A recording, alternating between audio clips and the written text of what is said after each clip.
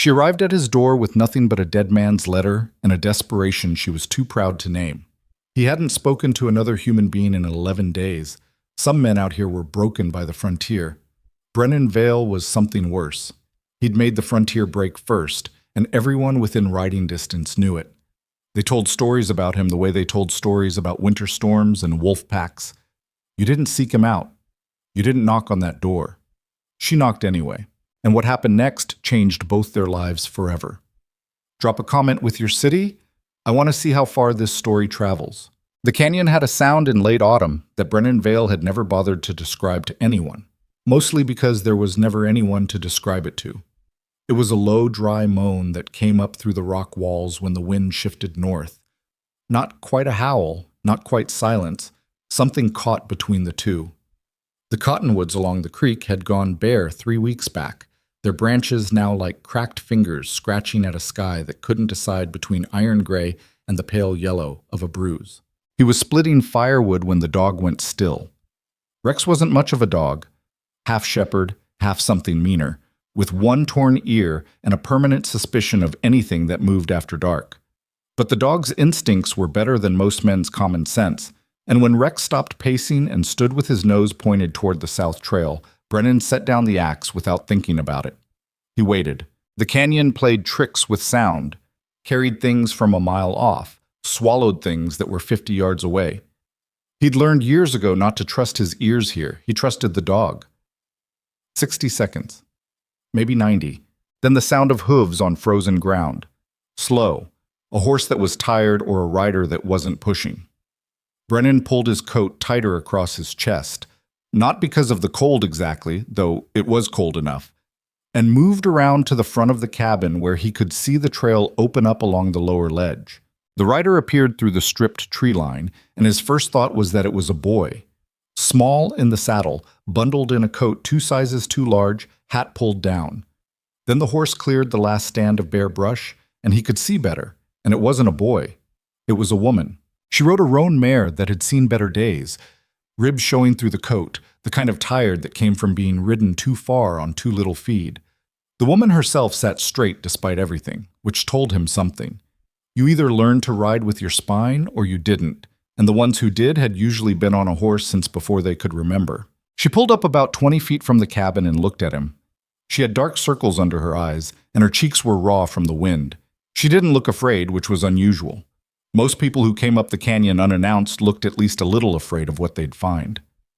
"Are you Brennan Vale?" she asked. Her voice was steady. That was the second thing he noticed. "Who's asking?" "Evelyn Mercer." She pulled off her right glove and reached inside her coat. "Thomas Mercer's daughter." The name landed like a stone dropped in still water. Thomas Mercer. Brennan said nothing for a long moment. Rex had moved up beside him and was watching the horse with professional skepticism. "Your father send you?" he finally asked, though something in the way she'd said the name, Thomas Mercer's daughter, not my father sent me, already told him the answer wasn't going to be simple. "My father died 6 weeks ago," she said. "He left something for you." She held out a sealed letter. Her hand didn't shake, but the effort of holding it steady in the cold was visible. Brennan crossed the distance between them, took the letter, and looked at it. Thomas Mercer's handwriting on the front. He recognized it from the last letter the man had written him, 3 years back, asking nothing and offering less.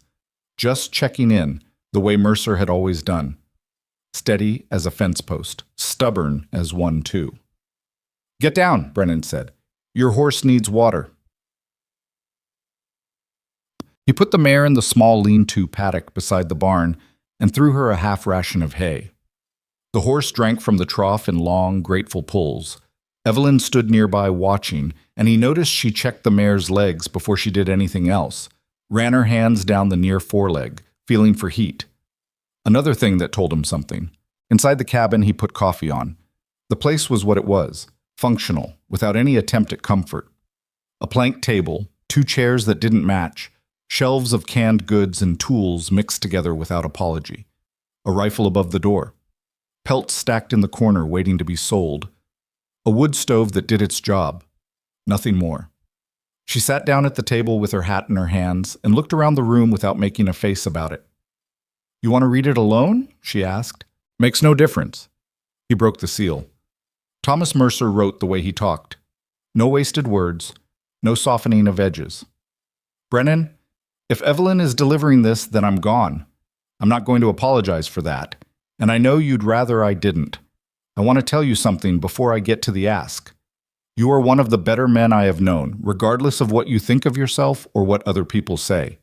I have watched you long enough to know that's true. Now the ask. Evelyn has no one. Her mother passed 4 years ago. I have debts I'm ashamed of, and when they settle my estate, there will be nothing left. She is capable and strong, stronger than she knows.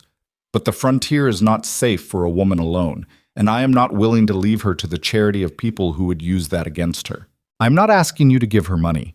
I'm not asking you to find her a position. I'm asking you to think about whether there is any version of a life on that canyon that might work for both of you. You need someone, whether or not you'll admit it. She needs somewhere safe. That may be the whole of it. That may be enough to build from. I trust your judgment. I always have. Whatever you decide, don't let her sleep in the cold. Thomas. Brennan read it twice. Then he set it on the table and looked at Evelyn. She was watching him with an expression that was hard to read. Not quite anxious, not quite blank. Somewhere in between. Like a person who had prepared for several different outcomes and was waiting to see which one arrived. He tell you what he wrote? Brennan asked. He told me the general shape of it. And you wrote up here anyway. I didn't have a lot of other options. Something moved behind her eyes. I know how that sounds. I'm not here to be a burden. I want you to know that from the start. Whatever you decide, I'll accept it. But yes, I wrote up here because my father trusted you, and I don't have another door to knock on. The fire popped inside the stove. Outside, the wind had picked back up, running its flat, cold hand along the exterior wall. Brennan sat down across from her. He folded his hands on the table and looked at them for a moment. The knuckles, the old scars, the missing tip of the ring finger on his left hand from a rope accident 6 years back. Your father saved my life, he said. You know that story? Some of it. 13 years ago, I was 23 and I was doing things I'm not proud of, and I got into a situation that was going to end me. Mercer pulled me out of it, didn't ask why I was in it, didn't lecture me afterward, just got me out and told me to go somewhere better. He paused. I didn't go somewhere better right away. But eventually I did, partially because I didn't want to waste what he'd done. Evelyn said nothing. She was listening the way her father used to listen, completely, without filling the silence. I don't know what kind of man you think I am, Brennan continued, or what you've heard. Some of it's probably true. I'm not going to sit here and tell you I'm something I'm not. I'm not asking you to. I live alone because I do better alone. I'm not easy company. I work hard, and I expect the same from anyone sharing the same roof. I have a temper that I manage, mostly, but it's there. He looked up at her. Those are things you should know before I say anything else. She held his gaze. All right. Your father's letter is asking me to consider marriage, practical arrangement, the kind where two people decide that partnership makes more sense than the alternative. He watched her jaw tighten slightly at the word marriage, not with revulsion, more like recognition. Like she'd known that was what the letter said and had been carrying the weight of it the whole ride up. That's what he asked, she confirmed. I'm not asking you to love me, Brennan said, because it needed to be said plainly. I'm asking you to think about whether you could tolerate a life here. It's hard, it's isolated. The winters are worse than you've probably seen. I'm not a comfortable man. I've been comfortable, Evelyn said. Comfortable didn't keep my father alive or keep our creditors away. She set her hat down on the table. I know how to work. I know how to keep a house, manage accounts, plant a garden, handle a firearm. I'm not delicate. I grew up in a frontier household. That's not the same as this household. No, but I'd rather face hard and honest than easy and uncertain. She paused. I'm not asking you to love me either. The coffee had finished. Brennan got up, poured 2 cups, and set one in front of her. Neither of them spoke for a moment. How bad are the debts? He asked. Significant. I managed to settle the largest ones with what livestock was left, but there's still a claim against the property. The land will be gone within the month. I have what's on that horse and what's in my saddlebags. That's it. That's it. He nodded slowly, not in agreement with anything specific. just acknowledging the reality of it. Outside, the light was beginning to fade. The canyon got dark early, the walls cutting off the sun long before the rest of the world gave it up. He'd lived with that for years. Some evenings it felt like the world just shut off and left him with the fire and the dog and the dark. "You'd have your own room," he said. "Small one, but yours.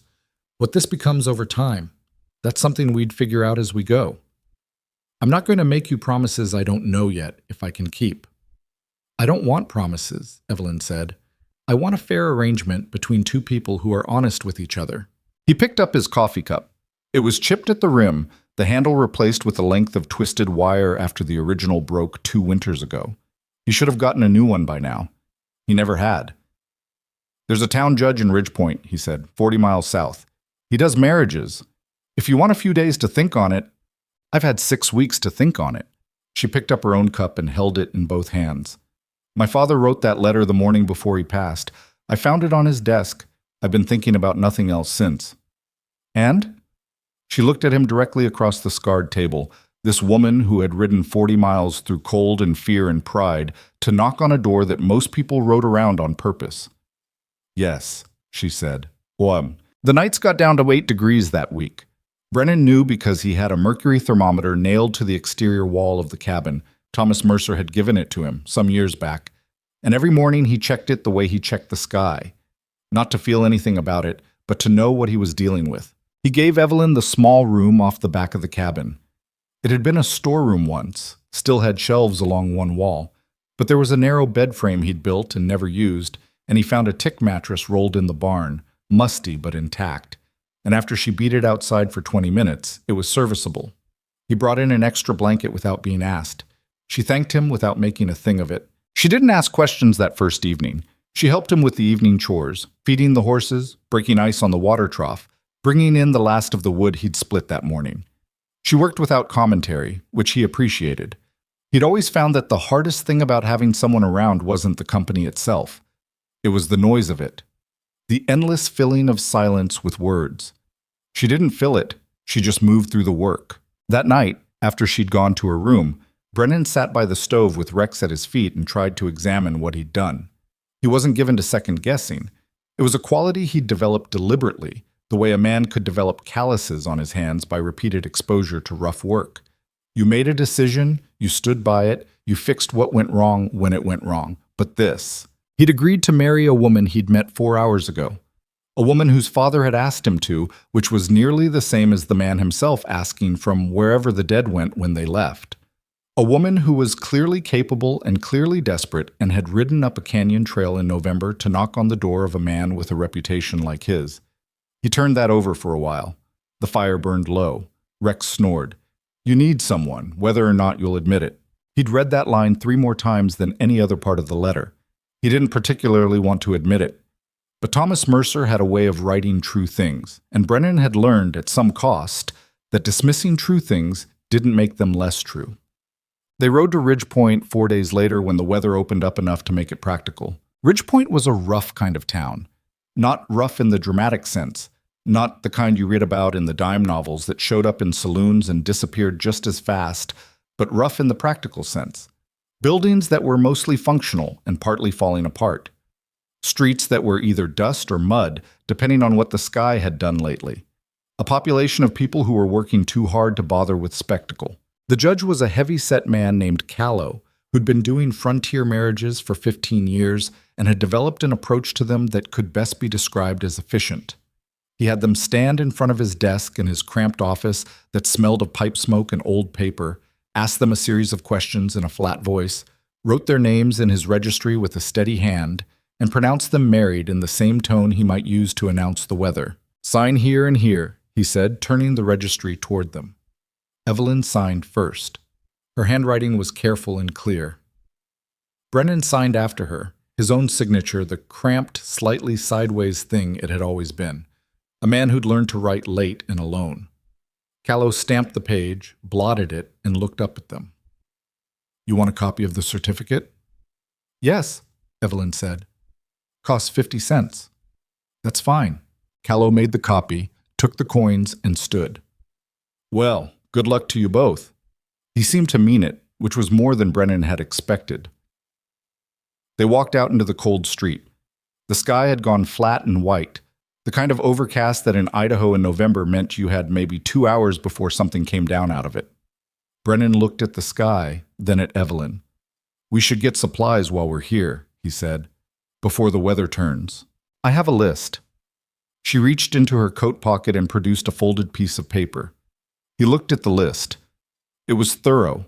Not extravagant, but thorough. Salt, flour, lard, dried beans, lamp oil, wire, 2 specific sizes of nails. She'd grouped them by where they'd likely be found in the general store. He handed it back to her. "You've done supply runs before," he said. "Since I was 12. My father ran the household accounts. He taught me." She folded the paper back. "Is that a problem?" "No, it's not a problem." They went to the general store. Brennan handled the heavier items. Evelyn negotiated the price on the lamp oil, which had been marked up since his last visit, and got it brought back down to a fair number by the simple act of pointing that out without any particular heat. The storekeeper, a thin man named Alt, who Brennan had always found moderately tolerable, watched this with something like appreciation. "You bring a wife to town, Vale?" Alt said, not unkindly. "Apparently," Brennan said. Alt laughed. Evelyn didn't react to being discussed in the third person, just finished tallying up the goods with a focused efficiency that made Alt look somewhat less certain of himself.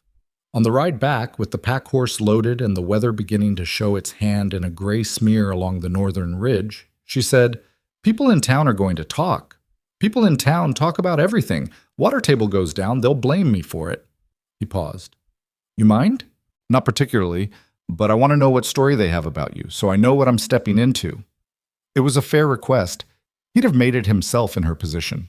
"Came here 12 years ago, he said. "Didn't talk to many people, which made them nervous. Had a dispute with a man named Fowler over water rights. He pushed it into a physical confrontation. I put him down hard enough that he needed a week in bed before he could sit a horse. Fowler talked after that. Told it however he needed to tell it to explain why a bigger man had ended up on his back." Brennan watched the trail ahead. "There have been other things. I had a bad few years before I came here. Some of that followed me. Some of it I deserved." "Did you kill anyone?" The question was direct. He respected that. "Not except in defense," he said, "and not around here." She absorbed this. "The man Fowler. What happened with the water rights?" "I won. He didn't push again." "Good." She adjusted her grip on the reins. Then the story was worth the trouble. He looked at her, surprised enough that he didn't bother hiding it. She wasn't looking at him, was watching the trail with the focused attention of someone who'd been riding long enough to never fully trust a horse on uncertain ground. "You're not what I expected," he said. "What did you expect?" "Scared, desperate. Somebody who'd fold the first time things got hard." "I'm scared," she said, matter of fact. "I've been scared since my father's letter, but scared doesn't mean helpless. My father taught me that too." The first flakes of snow came down just as they cleared the canyon mouth, light and dry, the kind that whispered instead of fell. By the time they got the horses put up and the supplies inside, it had thickened into a proper snowfall, coming down sideways with the wind now behind it. Brennan made a simple supper, salt pork and cornbread, and the last of some dried apple he'd been rationing. Evelyn ate without complaint and afterward helped clean up without being asked. Rex accepted her presence with more goodwill than he showed most visitors, which was either a good sign or proof that the dog was getting soft in his old age. They sat by the stove for a while after, not talking. It wasn't uncomfortable. It wasn't comfortable either. It was honest. Two people in the same space, neither pretending to be something they weren't. "I want to go over the books tomorrow," she said eventually. "The accounts. Whatever records you have of the property." "Why?" "Because if we're doing this together, I need to understand what we're actually working with. The real numbers, not the hopeful ones." He studied her profile in the firelight. "You think I've been keeping hopeful numbers?" "I think most people do," she said. "It's easier than the alternative." He couldn't argue with that. "The ledger's on the second shelf," he said. "Behind the seed catalog. I'll warn you. It's not written with much clarity." "I'll manage." The snow came down all night. By morning, it had put 6 inches on the ground, and the world outside was white and still, the canyon walls rising stark and dark above it all. Brennan stood at the window before dawn with his first cup of coffee, a habit so old it didn't require thought anymore, and looked out at the changed landscape. He heard her door, then her step, lighter than his, crossing the main room, then the clink of the coffee pot. He didn't turn around. She didn't say anything. She just poured herself a cup and came to stand beside him at the window, and they both looked out at the snow. Rex lifted his head from his spot by the stove, looked at the two of them, and put his head back down. "It's beautiful," she said quietly, not trying to fill the silence, just noting it the way you'd note anything real. "It's also about 4 hours of clearing work," Brennan said. She almost smiled. He caught it at the corner of her mouth before it settled back into her usual expression. "Well," she said, "we'd better drink the coffee first." But the weeks that followed were hard in the way that early winter on a canyon homestead was always hard. Not dramatic, not sudden, but constant. The cold didn't announce itself. It just pressed in from every side and required relentless effort to hold back. Firewood, water, feed for the animals. The small daily arithmetic of survival. Brennan had done it alone for years. He was good at it, efficient, methodical, without wasted motion. But he'd also developed a single man's habits around it. The particular sequence of tasks, the specific way he weighted his day, the silences he'd built into the schedule that served no practical purpose except to give him room to exist without moving. Having another person in the space disrupted all of that in ways he hadn't anticipated. Evelyn was up before him 3 mornings out of 5, which bothered him more than it should have, not because he minded someone else getting up early, but because it made him feel like he was behind before the day had started. She reorganized the supply shelves on the second day, not dramatically, just logically, things grouped by use rather than by when he'd acquired them. And while he recognized immediately that her system made more sense, there was a week where he kept reaching for the wrong shelf out of habit and cursing under his breath. She heard him do it twice and very carefully did not say anything. They figured things out by trial and collision. The first real argument came about 10 days in over the question of the south pasture fence. "It needs to be repaired before the ground freezes solid," Evelyn said. They were at breakfast. "There are 3 posts that are loose and 1 section of wire that's going to fail." "I know about the fence," Brennan said. "You know about it, but you haven't fixed it." "I've been managing other priorities." "If a post works loose in a hard wind and the wire goes, we lose the fence and possibly the stock. That becomes a worse priority." He looked at her across the table. She was looking back at him with that steady, factual expression she had. Not aggressive, not backing down, just right, which was somehow more aggravating. "I'll fix the fence," he said. "I'll help." "You don't need to." 4 hands work faster than 2. "We'll lose the light by 3. Let's go after breakfast." She looked back at her plate. "Please." The please was slightly awkward, added on like she'd remembered partway through the sentence that they were still working out the grammar of speaking to each other. He noticed it. It made him feel slightly less like he was being managed. They fixed the fence. She held the posts while he drove them. She could read wire tension, which he hadn't expected, and caught a weakness in the line he'd missed. They finished with 40 minutes of daylight to spare, which she did not point out but he was aware of. Riding back to the cabin, he said, "Where'd you learn wire work?" "My father and I built 3 fences on different properties growing up," she said. "He always said a fence wasn't just about keeping things in. It was about knowing exactly where your line was." Brennan thought about that for a while. "He said good things." "He said right things," Evelyn said. "Not always the same." So, the community in the broader canyon district, spread out across a dozen miles of rough country, knew about most things eventually, and they learned about Brennan's marriage the way they learned about most things, through the accumulated weight of small observations. Someone from Ridgepoint mentioned seeing them at the general store. Someone else saw the light in the cabin window in a pattern that suggested more than one person living there. The first neighbor who came by was a woman named Ada Holt, whose husband ran a small cattle operation about 8 miles east. She arrived one afternoon in early December with a covered dish and the specific energy of someone who'd been wanting to come for 2 weeks, but had made herself wait a decent interval. Brennan saw her coming from a distance and went out to meet her with the resigned air of a man who understood that some things couldn't be avoided. "Brought a venison pie," Ada said. in the particular tone of someone who has prepared a social transaction and is now executing it. She was in her mid-40s, weathered by the frontier in the way that didn't diminish her, but had stripped away everything except the essential. She looked past Brennan toward the cabin. "Heard you had company." "My wife," Brennan said. "Evelyn." Ada's eyebrows went up fractionally. She'd clearly heard something, but not the specific word wife. "Well," she said, and there was a whole collection of things in that single syllable. "All right, then." Evelyn came out from the cabin, having apparently seen the visitor from the window. She was carrying her jacket, putting it on as she walked. She'd been working inside and had the look of someone interrupted in the middle of something, which was accurate. "Mrs. Holt," Evelyn said, which meant she'd recognized the name from something. Possibly the ledger records, where Brennan had occasional notations about arrangements with neighboring operations. "Thank you for coming." Ada transferred her attention from Brennan to Evelyn with the complete efficiency of a woman who had always known that other women were more interesting than men at social gatherings. "You're Thomas Mercer's girl," she said, less as a question than as a fact she was confirming. "I am. I was sorry to hear about your father. Good man." Ada handed Evelyn the pie. "You settling in all right?" "It's been a process," Evelyn said honestly. "But yes." Ada looked at the cabin, then at the barn, then at the fence line that ran along the east side, the one they'd just repaired.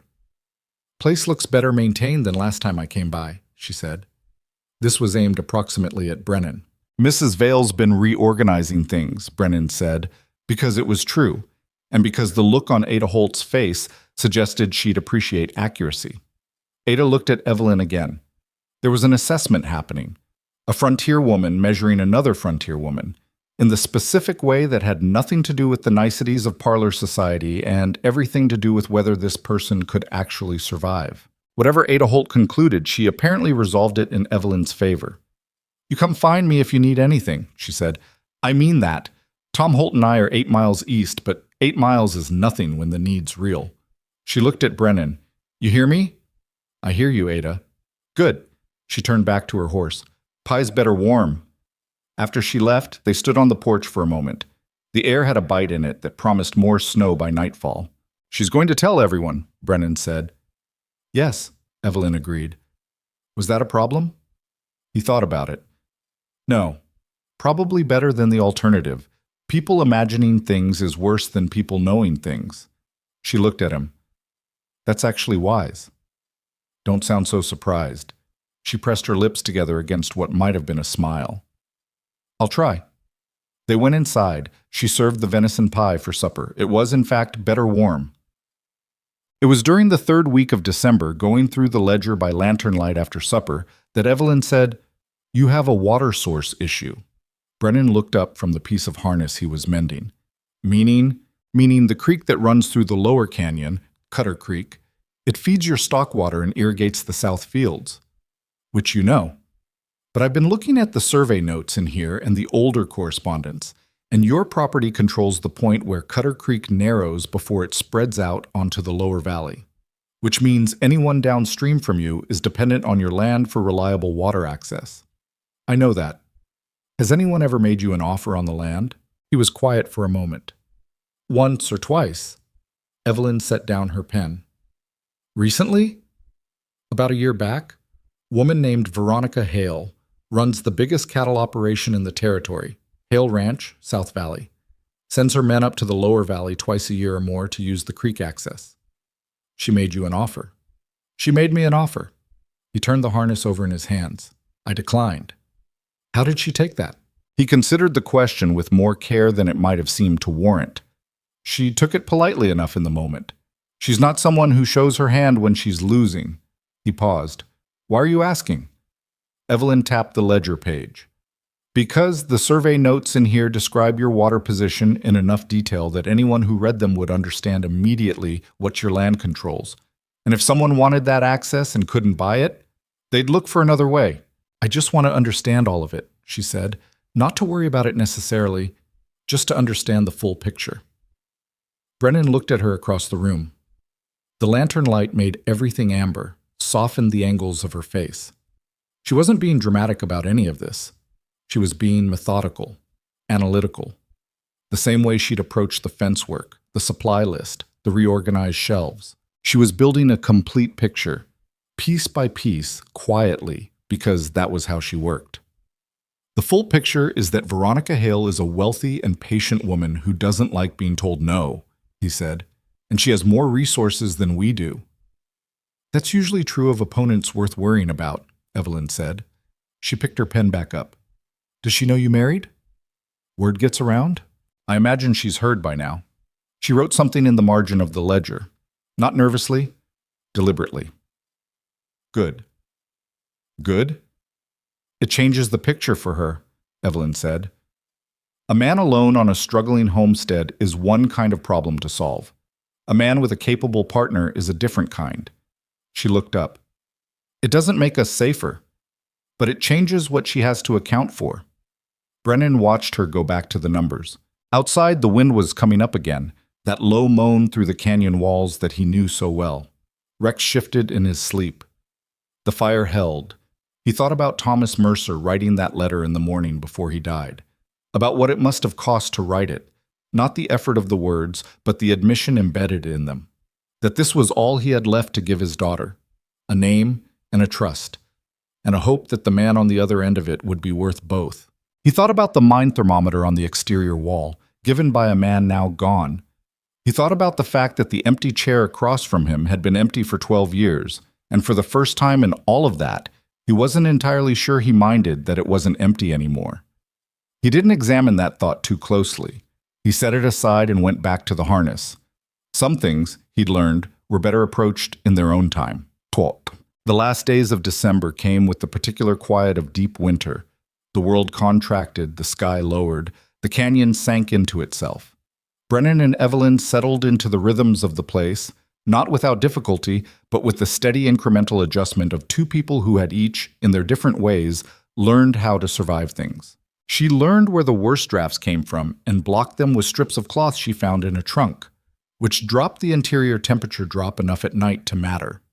He learned that she needed 20 minutes of silence in the mornings before she was ready to talk, and he stopped trying to discuss things before the second cup of coffee. She learned that his temper, when it came, moved fast and sharp, and then was done. Not a slow burn, but a sudden storm that blew itself out. He learned that hers was the opposite, slow to arrive, colder, and considerably more precise. He learned that she occasionally woke in the night and he'd hear her moving quietly in her room, restless. He'd lie awake and listen and wonder if she was thinking about her father, or the debts, or the life she'd expected to have versus the one she'd ended up in. He didn't ask. It wasn't the kind of thing you asked, but he left the lamp oil where she could find it easily, so she could read if she wanted to, and he never commented on the light under her door. It was a small thing. It was one of the few things he knew how to offer. The year turned. January came in hard, and Brennan Vale, who had lived alone in a canyon for 12 years and told himself he was fine with it, found that the sound of another person breathing in the same house was something he hadn't known he was missing until it was there. He didn't know what to do with that yet, but for once, he didn't push it away. January in the canyon was a different country entirely. Brennan had lived through 11 winters here and understood that the cold in January wasn't the same cold as November or December. November cold was an announcement. December cold was a settling in. January cold was a decision, the kind that didn't negotiate, didn't soften, didn't apologize. It came down out of the northern passes and pressed itself against everything like a hand against a throat, and the only response that worked was to stop fighting it and just outlast it. He'd explained this to Evelyn once, approximately. She'd listened, nodded, and gone back to what she was doing. 3 days later, when the temperature dropped to 4 below and the water in the kitchen bucket froze overnight despite the stove running, she didn't complain about it. She broke the ice with the handle of a ladle, put the bucket closer to the stove, and made a note in the margin of the household account book about adjusting the firewood burn rate for extreme cold nights. That was something he was still getting used to. The notes. She wrote things down constantly, not in an anxious, fearful way, but in the way of someone who understood that memory was unreliable, and that the difference between getting through a hard winter and not getting through it was often the gap between what you thought you had and what you actually had. Her handwriting filled the margins of the account book, crept into the back pages of the seed catalog, appeared on small, folded squares of paper that materialized in specific locations. A measurement note tucked behind the flour bin, a calculation pin near the stove about the rate of lamp oil consumption. He'd found one in his coat pocket. He still wasn't sure when she'd put it there. It was a note about the East Pasture water pipe, a freeze risk she'd identified from looking at the slope of the ground and the direction of the prevailing wind. She'd been right about the pipe. He'd insulated it the afternoon he found the note, and it held through the worst of January without splitting. He'd meant to say something to her about it. He kept not finding the right words, which was a problem he'd had his whole life with things that mattered and no problem at all with things that didn't. She didn't bring it up either. The pipe held. That was probably enough. Rex had decided, without any ceremony, that Evelyn was part of his household. The dog divided his sleeping locations now. Half his nights by the stove, half stretched across the doorway of her room in a posture of dedicated inconvenience. Twice she'd nearly tripped over him, getting up in the dark. The first time she'd muttered something under her breath and stepped over him.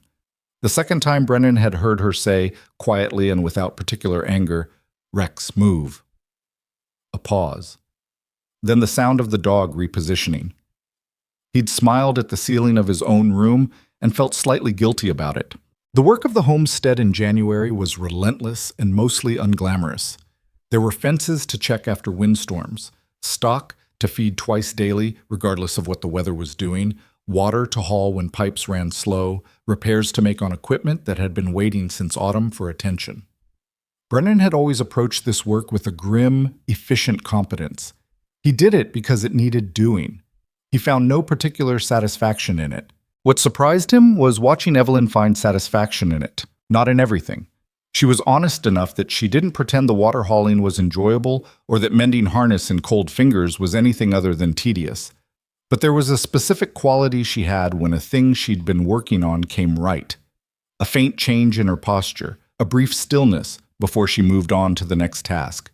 He caught it when she successfully grafted a repair on a cracked wagon wheel spoke, using a technique she'd read about in a handbook and worked out by trial over 3 days. He caught it when she balanced the account book for the first time, and the numbers came out to something marginally less alarming than expected. "We're not in as bad a position as I thought," she said one evening, looking at the ledger. Brennan looked up from across the room. "Define bad." "The cattle sale last spring was better than the ledger suggests because you haven't posted the full credit from Alt's store account." She turned the book toward him, pointing to 2 separate columns. "When you add this to this, the actual shortfall is here, not here, which is manageable." He looked at the numbers. He'd been looking at those numbers for 2 years with a low-grade anxiety he'd learned to mostly ignore. The number she was pointing at was smaller, not comfortable, but survivable. "You're certain? I've checked it 4 times. She closed the book. "We need a better year on cattle this spring, and the south field needs to produce. The soil's decent, but it's been underplanted. I want to put in a larger kitchen garden and expand the bean crop. Beans will sell or feed us, either way." "That's a lot of additional planting." "I know, I'll do it." She said it without bravado, just fact. "I'll help with the planting." She looked at him, slightly surprised. "I wasn't asking you to." "I know you weren't." He went back to what he was doing. "We'll do it faster together." A short silence, then, "All right." That was most of their conversations. Practical, slightly careful, both of them feeling out the edges of how to be 2 people in a shared space without colliding more than necessary. There were collisions anyway, moments of friction that came from nothing more complicated than the fact that people were different and living close made differences visible. She thought he was too slow to make decisions about some things. He thought she moved too fast on others. She'd grown up in a household that talked through problems out loud. He'd developed the habit of sitting with a problem in silence until it resolved itself, or until he'd run out of patience with it. One morning in late January, he came in from morning chores to find her standing in the middle of the main room with her hands on her hips, looking at the wall beside the stove. "What?" he said. "The shelf," she said. "It's angled wrong. The jars are going to slide off in a hard enough wind." He looked at the shelf. It was a shelf he'd built 6 years ago. He'd noticed the angle himself maybe 4 years ago and hadn't done anything about it because the jars had never actually fallen. "They haven't fallen yet," he said. "They will," she said. "Eventually." Evelyn. Brennan. He looked at her. She looked at him. There was a specific quality to the silence, not angry exactly, but loaded. "It'll take 20 minutes to reset," she said. "I measured." "Of course you measured." "One of us has to." He took his coat back off and fixed the shelf. She held the level. When it was done and the jars were reset and everything was exactly as it had been, except correctly angled, neither of them said anything about it. They had lunch. He went back out to work. That evening, setting his cup down on the table, he noticed that the thing no longer bothered him the way it should have. The shelf being fixed. Her having been right about it. He sat with that for a while, puzzled by himself. The truth he was slowly working toward, without quite arriving at it yet, was that her competence wasn't a challenge to him. He'd expected it to feel like one. Expected the old resistance that flared whenever he'd had someone in his space before. That instinct to protect the particular silence of a life arranged exactly to his own preferences. But she wasn't trying to reshape the life. She was just trying to make it work. There was a difference, and he was beginning to understand it. It was easier to understand when he stopped comparing her to some idea of what a wife was supposed to be, and started just looking at who she actually was. She was someone who woke up tired sometimes and worked anyway. Someone who missed her father. He could see it occasionally, in the evenings especially, when she'd go quiet in a way that was different from her usual quiet. Someone who'd learned to be self-sufficient young and had a complicated relationship with asking for help. Which meant that when she did ask for something, it was because she genuinely needed it, and he'd learned to pay attention to those moments. She was someone who, it turned out, found the canyon beautiful in a way that wasn't sentimental or performed. He'd catch her sometimes at the window or pausing in the yard, looking at the walls of the canyon in the particular light of late afternoon when the stone went amber and the creek below caught it and threw it back. She never said anything about it. She just looked, and then went back to whatever she'd been doing. He understood that. He'd never said anything about it either. February arrived, and with it a change in the homestead situation that neither of them had anticipated. The change came in the form of Ada Holt, who rode up on a Tuesday afternoon with an expression that meant she had something to say and had been waiting to say it. "I'm going to tell you something that you're going to hear anyway," Ada said, standing in the main room with her coat still on, which meant this was a short visit of purpose rather than a social call. "Veronica Hale's been talking." Evelyn set down her pen. Brennan, who had been working on the saddle rack near the back wall, went still. "Talking how?" Evelyn asked. "Talking about this place, about the marriage." Ada looked between them. "She's telling people the marriage isn't legitimate, that it was arranged for property purposes and should be examined. She's got a lawyer from the county seat asking questions about the Ridgepoint registry." Brennan's jaw tightened. "That's no one's business." "It's not," Ada said bluntly. "But Hale makes it her business when she wants something, and she wants this land. Everyone who's been paying attention knows it." She paused. "I want you to know because I like you both, and because I think you need to understand what you're dealing with." After Ada left, the cabin was quiet for a long moment. "She's going to keep pushing," Evelyn said. She wasn't alarmed. She was thinking, "Yes, and the water rights are the reason. That's the center of all of it." She opened the ledger to the back page where she'd been accumulating notes on the property's history. "We need to make sure every piece of our documentation is airtight. Every record, every filing, everything." "You think she'll try to go legal?" "She's already trying legal. She's also trying social." Evelyn looked up. "She's smart. She knows that if she can make people doubt the legitimacy of this marriage, it creates uncertainty about the property claim, which gives her ground to work with." She paused. "She's not going to come at this directly. She's going to erode it from the sides." Brennan looked at her. "You sound like you've thought about this kind of thing before." "My father had a land dispute when I was 17. Different circumstances, but the same playbook. A powerful person who wants what you have and can't take it cleanly, so they make the ground unstable instead." She tapped the pen against the page. "He won, but it took 2 years and cost him money he couldn't really afford, and the relationship damage in the community took longer." "How did he win?" "Documentation, community trust, and patience." She set the pen down. "The documentation we can control. The community trust we've been building since Ada Holt came with her pie." Something hardened in her expression, not with anger, but with the specific quality of a person who had decided. "The patience I can manage." Brennan sat down across from her. You're not going to tell me you're afraid. I didn't say I wasn't afraid. She met his eyes. I said I can manage it. He nodded slowly. Outside, the wind moved through the canyon with its particular sound, that low, sustained note that in months of living here had become as familiar to him as breathing. He'd heard it alone for years. He was aware, sitting here now, that it sounded different with someone else in the room. Not better necessarily, just different, inhabited. We'll go through everything, he said. Every document, every record. You tell me what we need and I'll tell you where to find it. Starting tomorrow, Evelyn said. Starting tomorrow. She picked her pen back up and made a note. He watched her write, thought about Thomas Mercer writing his own letter in the morning before he died, thought about chains of trust and how they pass between people. The thought was more than he usually let himself have, and he set it aside before it became something he had to do something about. The days lengthened. February moved into the back half of itself, and then March came. And with March came the first signs that the world was not going to stay frozen forever, though it was not generous about it. The snow retreated in patches, exposing ground that was still iron-hard beneath and muddy at the surface. The worst kind of working conditions, the kind where nothing was reliable underfoot and everything took longer.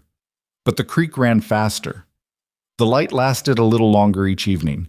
Rex spent more time outside, which meant he'd smelled something worth tracking, and the world had become interesting to him again after months of cold. Evelyn started planning the expanded planning in detail.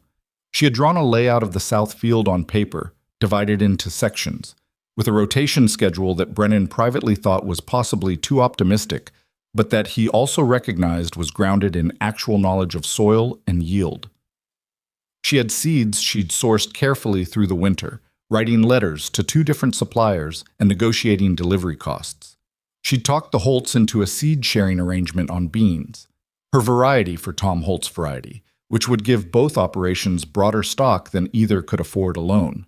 When did you arrange that? Brennan asked, when she mentioned it. When Ada came by in February, after you went back to work. She looked at him. I should have told you sooner. I'm used to making decisions and then reporting them. So am I, he said. I imagine that's something we're going to keep bumping into. Probably. She was looking at the field plan. Do you disagree with the arrangement? No, it's a good arrangement. He paused. Next time tell me before. All right. She marked something on the plan. Same to you. He had the specific sensation of a person who had just agreed to something that would require genuine effort from him. He didn't quite know what to do with that, except acknowledge it internally and move on. One evening in mid-March, as the temperature finally crept above freezing at midday and the canyon dripped and ran, Evelyn found him standing at the edge of the South Field looking at the ground. She came and stood beside him. What are you thinking? She asked. That it's going to be a hard year no matter what we do, he said. The winters cost us. The cattle need better grass than last summer gave them. The garden will help, but it's not going to fix everything. No, she agreed. It's not. I'm not saying we can't get through it. I know. She looked at the field, then at the canyon walls rising above them. The afternoon light was doing the amber thing, as it always did at this hour, and for a moment neither of them said anything. My father used to say that surviving a hard year together was worth more than 10 easy ones, she said finally, because you find out what you're actually made of. Your father said a lot of things. He had a lot of time to think them up. There was a small catch in her voice, just small. She didn't try to hide it or push past it too quickly, just let it be there for a moment. Brennan had never been good at the words that went in these moments. He was better with the absence of the wrong words. He stayed where he was, didn't move away, didn't fill the air with anything, just stood there beside her while she let the moment exist. After a while, she took a slow breath and looked at the field again. The bean section needs to go in the far corner, she said. Better drainage. I thought the same. They stood there a little while longer, looking at the ground that would need to become something, and then walked back to the cabin together as the last of the afternoon light went off the canyon walls and the cold crept back in behind it. The trouble with Veronica Hale announced itself more concretely in the last week of March, when a man Brennan didn't recognize rode up the trail on a large bay horse and identified himself as an agent of Hale Ranch. He was polite in the way that people are polite when they're delivering unpleasant things and want to maintain the fiction of civility. He had papers. He laid them on the table, Brennan and Evelyn both standing, neither sitting, which was deliberate, and explained in measured terms that Hale Ranch was initiating a formal dispute over the southern boundary of the Vale property, claiming that a survey discrepancy placed approximately 40 acres, including the creek narrows, outside the original homestead claim. He finished speaking. The room was quiet. "That's not accurate," Evelyn said. The man looked at her with the slight recalibration that men sometimes had to make when a woman spoke with flat authority about legal matters. "Ma'am, the survey you're referencing is from 1877, she said. "There was a corrected survey in 1879, which supersedes it. I have the documentation." She paused. "Do you have the documentation from 1879? The man looked at his papers. "I wasn't provided." "I didn't think so." She looked at the papers on the table without touching them. "You can leave these. I'll review them against our records and respond through the appropriate channel." She looked at him directly. "We won't be signing anything today." The man left without getting what he came for, which Brennan suspected was a reaction they could use, a signature, a statement, something to build from. He watched the bay horse disappear down the trail and then looked at Evelyn. "You knew about the 1879 survey," he said. "I found it in the back of the land deed folder 2 months ago. I wasn't sure it was relevant until today." She picked up the papers the man had left and began reading them with the focused attention she gave to anything she considered a genuine threat. "It's very relevant. You didn't mention it. I wrote it in the ledger margin." She glanced up. "I'll tell you next time." He should have been annoyed. He found he wasn't, quite. She'd found the thing that protected them before either of them knew they needed it. He could be particular about the reporting later. "What do they actually want?" he asked. "The creek narrows. Control the narrows, you control the downstream water access for the whole South Valley. Hale's cattle operation needs that water, or they need to pay for access rights." She set the papers down. "Right now they use your land informally because you've tolerated it. If they can establish a boundary dispute, they cloud your title, and a clouded title can be challenged, sold under, or tied up in territorial court for years. And while it's in court, everything you have is uncertain. Banks won't extend credit on uncertain title. You can't sell if you needed to, and a wealthy opponent can keep a case moving slowly for as long as they want." She looked at him. "It's a slow suffocation." Brennan was quiet for a long moment. He looked at his hands, the old scars on the knuckles, the crooked fourth finger on his left hand. He'd faced things that threatened him before, things that came at you fast and ugly and required an immediate response. This was different. This was something that came at you sideways, through paperwork and legal language and social pressure and the slow grinding erosion of uncertainty. He hated it more than the fast kind, but he understood from her expression that the response was the same. You stood your ground, you used what you had, and you didn't fold. "Tell me what we need to do," he said. Evelyn looked at him for a moment, not checking to see if he meant it, because she'd been paying attention since November and knew by now when he was serious. She was just taking a breath. "We need to get copies of everything to a lawyer we trust. Not Hale's lawyer, not a county lawyer she can influence. Someone in Boise, outside her network." She picked up her pen. "And we need to talk to every neighbor who uses Cutter Creek and explain to them what's actually at stake. Because if Hale gets control of that narrows, it's not just our problem, it's theirs too. They may not want to get involved. Some of them won't." She began writing. "But some of them will. Because the ones who've been here long enough understand that what happens to one water claim on this creek is a precedent for all of them." She paused. "Ada Holt's husband has grazing rights on the lower creek. He'll understand." Brennan pulled the second chair to the table and sat down. Rex lifted his head from the doorway and looked at both of them, then went back to sleep. "All right," Brennan said. "Let's start." They worked at the table until the lamp needed refilling and well past the point where they should have stopped for supper, and outside the canyon settled into its nighttime sounds, the creek, the wind, the occasional call of something in the dark. Two people sitting at a scarred table with their papers spread between them, trying to hold on to what they'd built. It was not a comfortable thing, it was an honest one, and neither of them had ever asked for comfortable anyway. The letter from the Boise lawyer arrived in the second week of April, and it said what Evelyn had hoped it would say. The 1879 survey was legally binding. The boundary dispute had no legitimate foundation, and Hale Ranch's claim would not survive a territorial court challenge if properly contested. The lawyer's name was Aldrich, and he was expensive in the way that competent people in distant cities tend to be. But his letter was clear and his reasoning was sound, and Evelyn read it 3 times at the table while Brennan stood near the window waiting. "He says we're on solid ground," she said. "Good. He also says that solid ground doesn't stop someone from making the next 12 months miserable while they test it." "Also good to know." Brennan turned from the window. "So we write back, retain him, and send him the full documentation package." "Yes." She folded the letter. "And we keep doing what we've been doing, the neighbors. Tom Holt came around on Tuesday while you were working the north fence.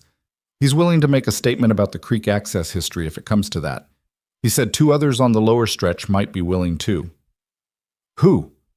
"Cartwright and the Brenshaw family." Brennan nodded slowly. He knew Cartwright by reputation. A careful man, not one to get involved in other people's disputes without reason. The fact that he was considering it meant Evelyn had framed the situation in terms that landed correctly. "You talked to Cartwright yourself?" he asked. "Tom brought him by. I made coffee." She set the letter in the documentation folder she'd been building since March, a system that by now was organized enough that she could put her hand on any specific record in under 2 minutes. "He asked a lot of questions. I answered them honestly, including the parts that weren't flattering to our situation. That's usually the right move with careful people." "I know." She looked up. "He said he'd think about it, which, from what Tom tells me, means he probably will." Brennan sat down across from her. The morning light came through the south window at a lower angle now than in winter. The season was turning, slowly, as it always did in the canyon, the light changing before anything else did. Outside, the planting was underway. They'd broken ground on the expanded south field the week before. Harder work than anticipated because the winter had compacted the soil badly in the lower section, and they'd had to go over it twice with the plow before it was workable. His back had been complaining about it for days. He didn't mention the back. It would improve or it wouldn't, and either way the work still needed doing. "Hale's going to do something else," he said. "Yes." Evelyn said it without drama, the way she said most things that were unpleasant but true. The survey dispute was too clean. When it doesn't work, she'll try something messier. "What kind of messier?" "I don't know yet." She opened the ledger. But the pattern with this kind of campaign is escalation. You start with the thing that might work without cost, and when it doesn't, you move to the thing that costs something but inflicts more damage. She paused. "We should be prepared. We're prepared. We should be more prepared." He looked at her. There was something behind the measured tone that he'd learned to read over these months. Not fear exactly, but a heightened alertness. The posture of someone whose instincts were telling them something their evidence hadn't caught up to yet. "What are you not saying?" he asked. She was quiet for a moment. "One of Hale's ranch hands came through Ridge Point last week. Alt mentioned it when I was in for supplies. The man was asking questions about us, about the property, about who comes and goes." She met Brennan's eyes. "That's reconnaissance. Alt told you this." "Alt tells me things because I ask him directly, and I don't make him feel like he's getting anyone in trouble. He's a practical man. He doesn't like Hale because she buys her bulk supplies from a depot in the South Valley and only comes to him when she needs something specific. He has no loyalty to her and a moderate amount of goodwill toward us." Brennan absorbed this. He thought about the ranch hand asking questions in Ridgepoint. He thought about Veronica Hale sitting in whatever comfortable office she maintained and evaluating what she knew about this homestead, this water source, these 2 people who kept refusing to be moved. "She's going to hit us somewhere we're exposed," he said. "Yes." "The barn." Evelyn looked at him sharply. "Why the barn?" "Because it's the most exposed structure. It's set back from the cabin, it's where the feed is stored, and losing it would hurt us more than losing anything else except the water. It would set us back a full season at minimum." He paused. "And it would be hard to prove who did it." She was very still for a moment, thinking. Then she got up and went to the window that faced the barn. The structure was solid. He'd rebuilt 2 walls of it the previous summer, but solid didn't mean fireproof, and the interior was full of hay and dry wood and everything that burned easily. "We should vary the night schedule," she said quietly. Not every night, but often enough that there's no reliable window when no one's checking. I was thinking the same. Rex sleeps light. Rex is 11 years old and sleeps through storms now. She turned from the window. I'll take some nights. You don't have to... Brennan. She said it with a patience that was slightly frayed at the edges. We have established that this is a shared situation. Stop trying to put walls around the parts you think are your job. He didn't answer immediately. The instinct to do exactly that, to place himself between a threat and the person he'd taken responsibility for, was so old it felt like bone. He'd been managing it since November, with uneven success. All right, he said finally. We'll share the nights. She nodded and sat back down. They went back to work.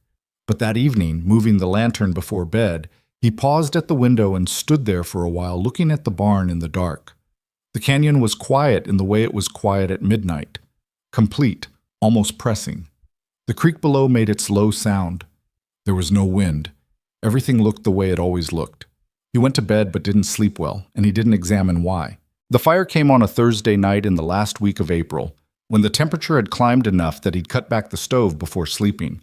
He'd checked the barn at 11. Everything had been as it should be. Horses calm, hay dry, the smell of the place the familiar combination of animal and dust and old wood. At 2 a.m, Rex woke him. The dog wasn't barking. Rex, old and with diminished hearing, did something worse. He let out a single low whine that was so unlike his usual sounds that Brennan was on his feet before he was fully awake, his body responding to the alarm before his mind had caught up with it. He smelled it before he saw it. Smoke, carrying differently than wood smoke from a stove, sharper, with something underneath it that was the specific smell of hay burning. He hit the door at a run. The back corner of this barn was on fire.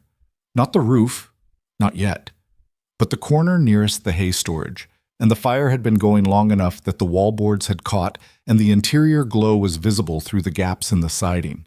The horses were aware of it. He could hear them from here, their movement frantic and rhythmic against the stall boards. He was halfway across the yard when Evelyn came out of the cabin behind him. She'd heard Rex, or heard him move. She was in her coat over her nightclothes, her boots not fully laced. "Get the horses out first," she said, running. She said it clearly, without panic, and it was the right call, and he was already moving toward the barn door. The horses came out badly.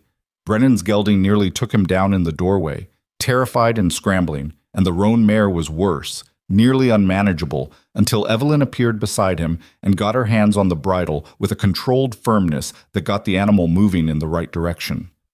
They got all 4 horses out, and Evelyn ran them to the east fence and tied them with quick hitches that would hold without hurting them if they pulled. Then they fought the fire. They had a water barrel at the north end of the barn. He'd positioned it there years ago for this exact purpose. And 2 buckets, and what they were doing was nowhere near sufficient for what the fire wanted to do, but it was what they had, and they worked it in a rhythm that came from nowhere, except the urgency of the moment. He filled, she threw, she filled, he threw.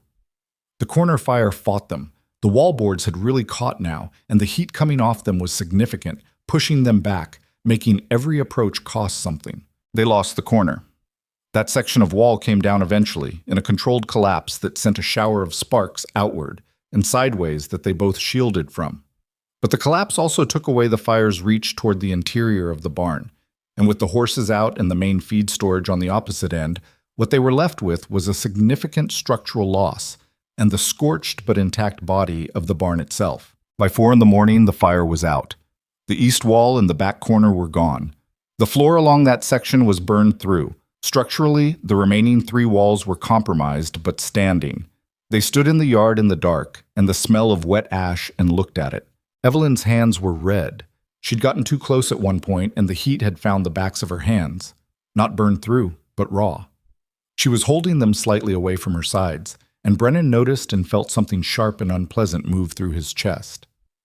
"Let me see," he said. She held out her hands.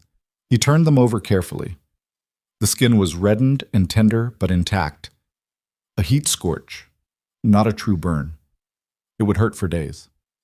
"It's fine," she said. "It's not fine, but it'll heal." He released her hands. "Come inside, there's salve." "We need to check the structure first, Evelyn." He said it quietly, but with enough weight that she stopped.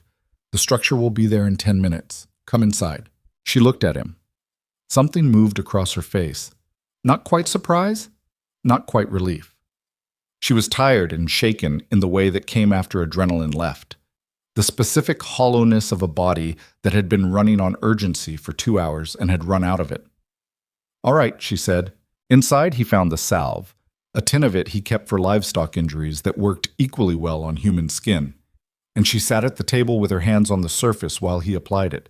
She didn't make a sound. Her jaw was set. It wasn't an accident, she said. No. The corner it started in. That corner has no lamp, no heat source, nothing that would naturally ignite. She was working through it even now, even with her hands hurting, because that was how her mind worked, and he'd stopped being surprised by it months ago. Someone set it, probably with something fast, oil-soaked material maybe, placed where the hay was closest to the wall. That's what I think too. They waited until the coldest hour, when people sleep deepest. She paused. If Rex hadn't... He did, Brennan said. She went quiet. He finished with the salve and found a strip of clean cloth to wrap the worst of it loosely, more to keep the salve in place than anything else. His hands were steadier than they had any right to be. A quality he'd developed in worse situations than this, the ability to keep his hands working while the rest of him was doing something else entirely. The rest of him was doing something that sat between fury and a very cold clarity. She made a mistake, Evelyn said. He looked at her. How so? She sent someone to do something illegal, which means there's a person who did it, and that person made choices, and choices leave evidence. She flexed her fingers carefully. We didn't run. We didn't fold. We put the fire out. Something settled in her expression, the look he'd come to recognize as the point at which she'd decided something. She was hoping to break us. She doesn't know us. Brennan said nothing for a moment. He looked at the bandaged hands, then at her face, the tiredness in it, the ash still on her cheek, the steadiness in her eyes that nothing about the last 2 hours had shaken. He thought about 11 days of silence before she arrived, about not knowing he was missing the sound of another person breathing in the same house. No, he agreed, she doesn't. At first light, he went back to the barn with a systematic eye, not as a man assessing damage, but as a man looking for evidence. He moved slowly along the burned section, examining what was left of the floor, the base of the exterior wall, the ground outside along the base. Evelyn came out 20 minutes later, her hands wrapped, moving carefully. There, she said, pointing. He'd been looking at the wrong place. She was pointing to the exterior base of the east wall, 10 feet from the burned corner, a small darkened patch on the ground that the fire hadn't fully consumed, and within it, the unmistakable edge of charred burlap. Someone had placed a bundle of oil-soaked burlap at the base of the exterior wall and lit it. The fire had caught the lower wallboards and worked inward from there.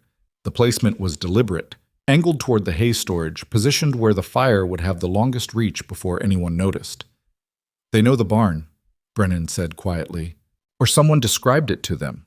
She crouched carefully, without using her hands, and looked at the ground around the charred patch. There's boot prints. Partial. The soil was soft from the last rain. She looked up. We need to preserve this. You want to go to the law? I want to go to the territorial marshal's office, she said. Not the county sheriff. County sheriff is too close to the valley politics. Too many ways Hale's money reaches there. She stood. The territorial marshal has to respond to documented arson.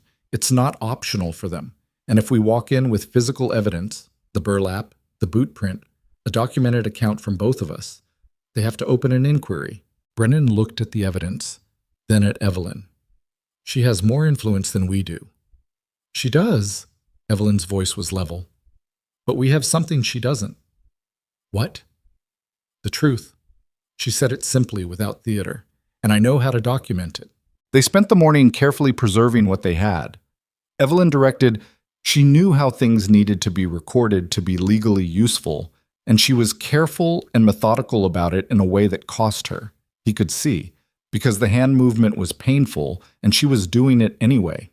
He helped where he could, and where she needed him to take over, she directed him precisely enough that the result was what it needed to be. They had the burlap fragment, wrapped in clean cloth.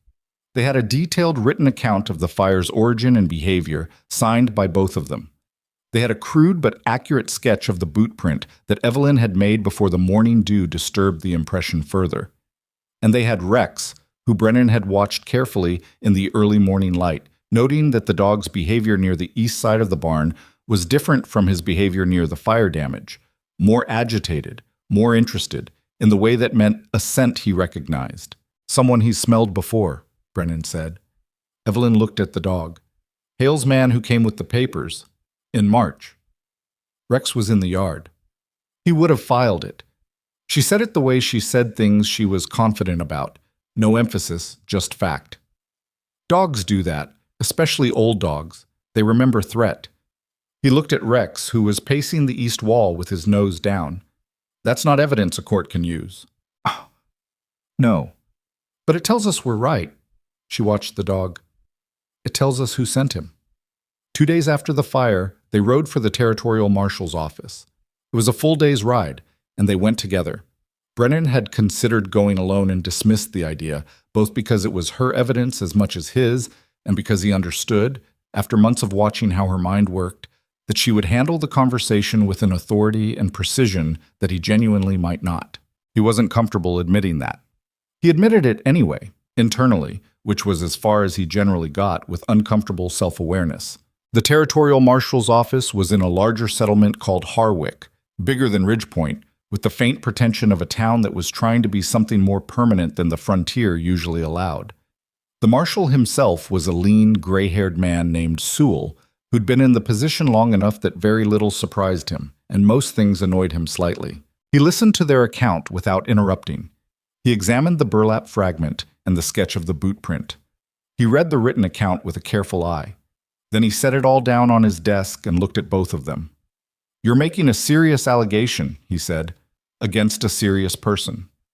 We're making a documented allegation, Evelyn said, about a serious crime. Sewell looked at her. She returned the look without flinching. Brennan sat beside her and let her carry it, which was a thing he'd been practicing. The restraint of not filling space that didn't need him in it. Hale Ranch has significant presence in the territory, Sewell said. The law has more presence than any ranch, Evelyn said. If it doesn't, we should all know that clearly, so we can make decisions accordingly. Sewell was quiet for a moment. He was reading her, Brennan could see, the way experienced men in official positions read people who walk into their offices claiming things, looking for the gap between what the person said and what they were. He apparently didn't find one. I'll send a deputy to examine the site, he said, within the week. Don't disturb the physical evidence further. He picked up the written account.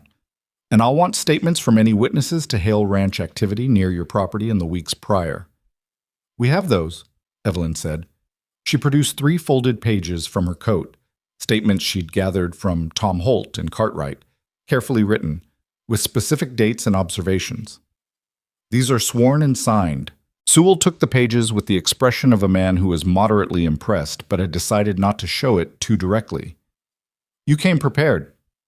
We had 2 days, she said. We used them. On the ride home, the day cooling around them as they moved back into the canyon country, Brennan rode beside her for a long while without speaking. The landscape opened and closed as the trail wound through the rock cuts, the canyon light doing its late afternoon amber. The horses were tired but steady. You were right about him, Brennan said eventually. I thought he'd be fair. He looked like someone who'd stayed in the position because he believed in it, not because it paid well. She adjusted her grip on the reins with her wrapped hands, careful but competent. He'll send the deputy. And if Hale gets ahead of it somehow, gets to Sewell first, then we'll know the extent of her reach and we'll take it higher. She glanced at him. There is always somewhere higher. It takes longer, but it exists. He nodded. He'd never been a person who thought in those terms. Always somewhere higher, always another level of recourse. He'd grown up in a world where if the person above you was corrupt, you either dealt with it yourself or you left. She'd grown up watching her father navigate the same frontier by a different method, not by fighting authority, but by using it correctly, by understanding that systems, however flawed, had mechanisms, and that those mechanisms could be made to work if you were persistent and precise enough. Thomas Mercer, teaching his daughter to read the world. Ada Holt's going to want to know what happened, Brennan said. I'll tell her tomorrow. She'll tell everyone who needs to know within 48 hours. Evelyn paused. The community knowing is part of the protection. Hale works best in the dark. This puts light on it. You think like a strategist. She was quiet for a moment. I think like a woman who's had to be careful about everything her whole life, she said. It's not the same as strategy. It just looks like it from the outside. He turned that over. He supposed she was right. The distinction mattered. They came down the last stretch of the South Trail as the last light left the canyon walls.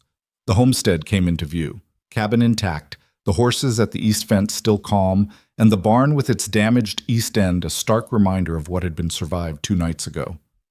The burned section looked worse in the dark, all black and skeletal. I'll start on the barn repair this week, Brennan said. We'll start on it, she said. He almost argued. He stopped himself. We'll start on it, he agreed. They put the horses up, all 4 of them, the riding horses and the pack horse and the roan mare, who had come up the canyon trail in November looking as tired as her rider. The roan was better now, filled out and easier in her movement, in the way horses improved when they were fed properly and worked within their capacity. He'd noticed it incrementally over the winter and hadn't said anything because it wasn't his horse to comment on and because some things were just good to know quietly. Inside, Evelyn made supper, something simple, because they were both running on very little and the day had been long.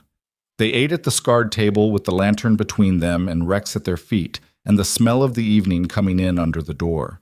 The sound of the creek below, the sound of the canyon settling into night. At some point he looked across the table at her and she was already looking at him, and for a moment neither of them said anything.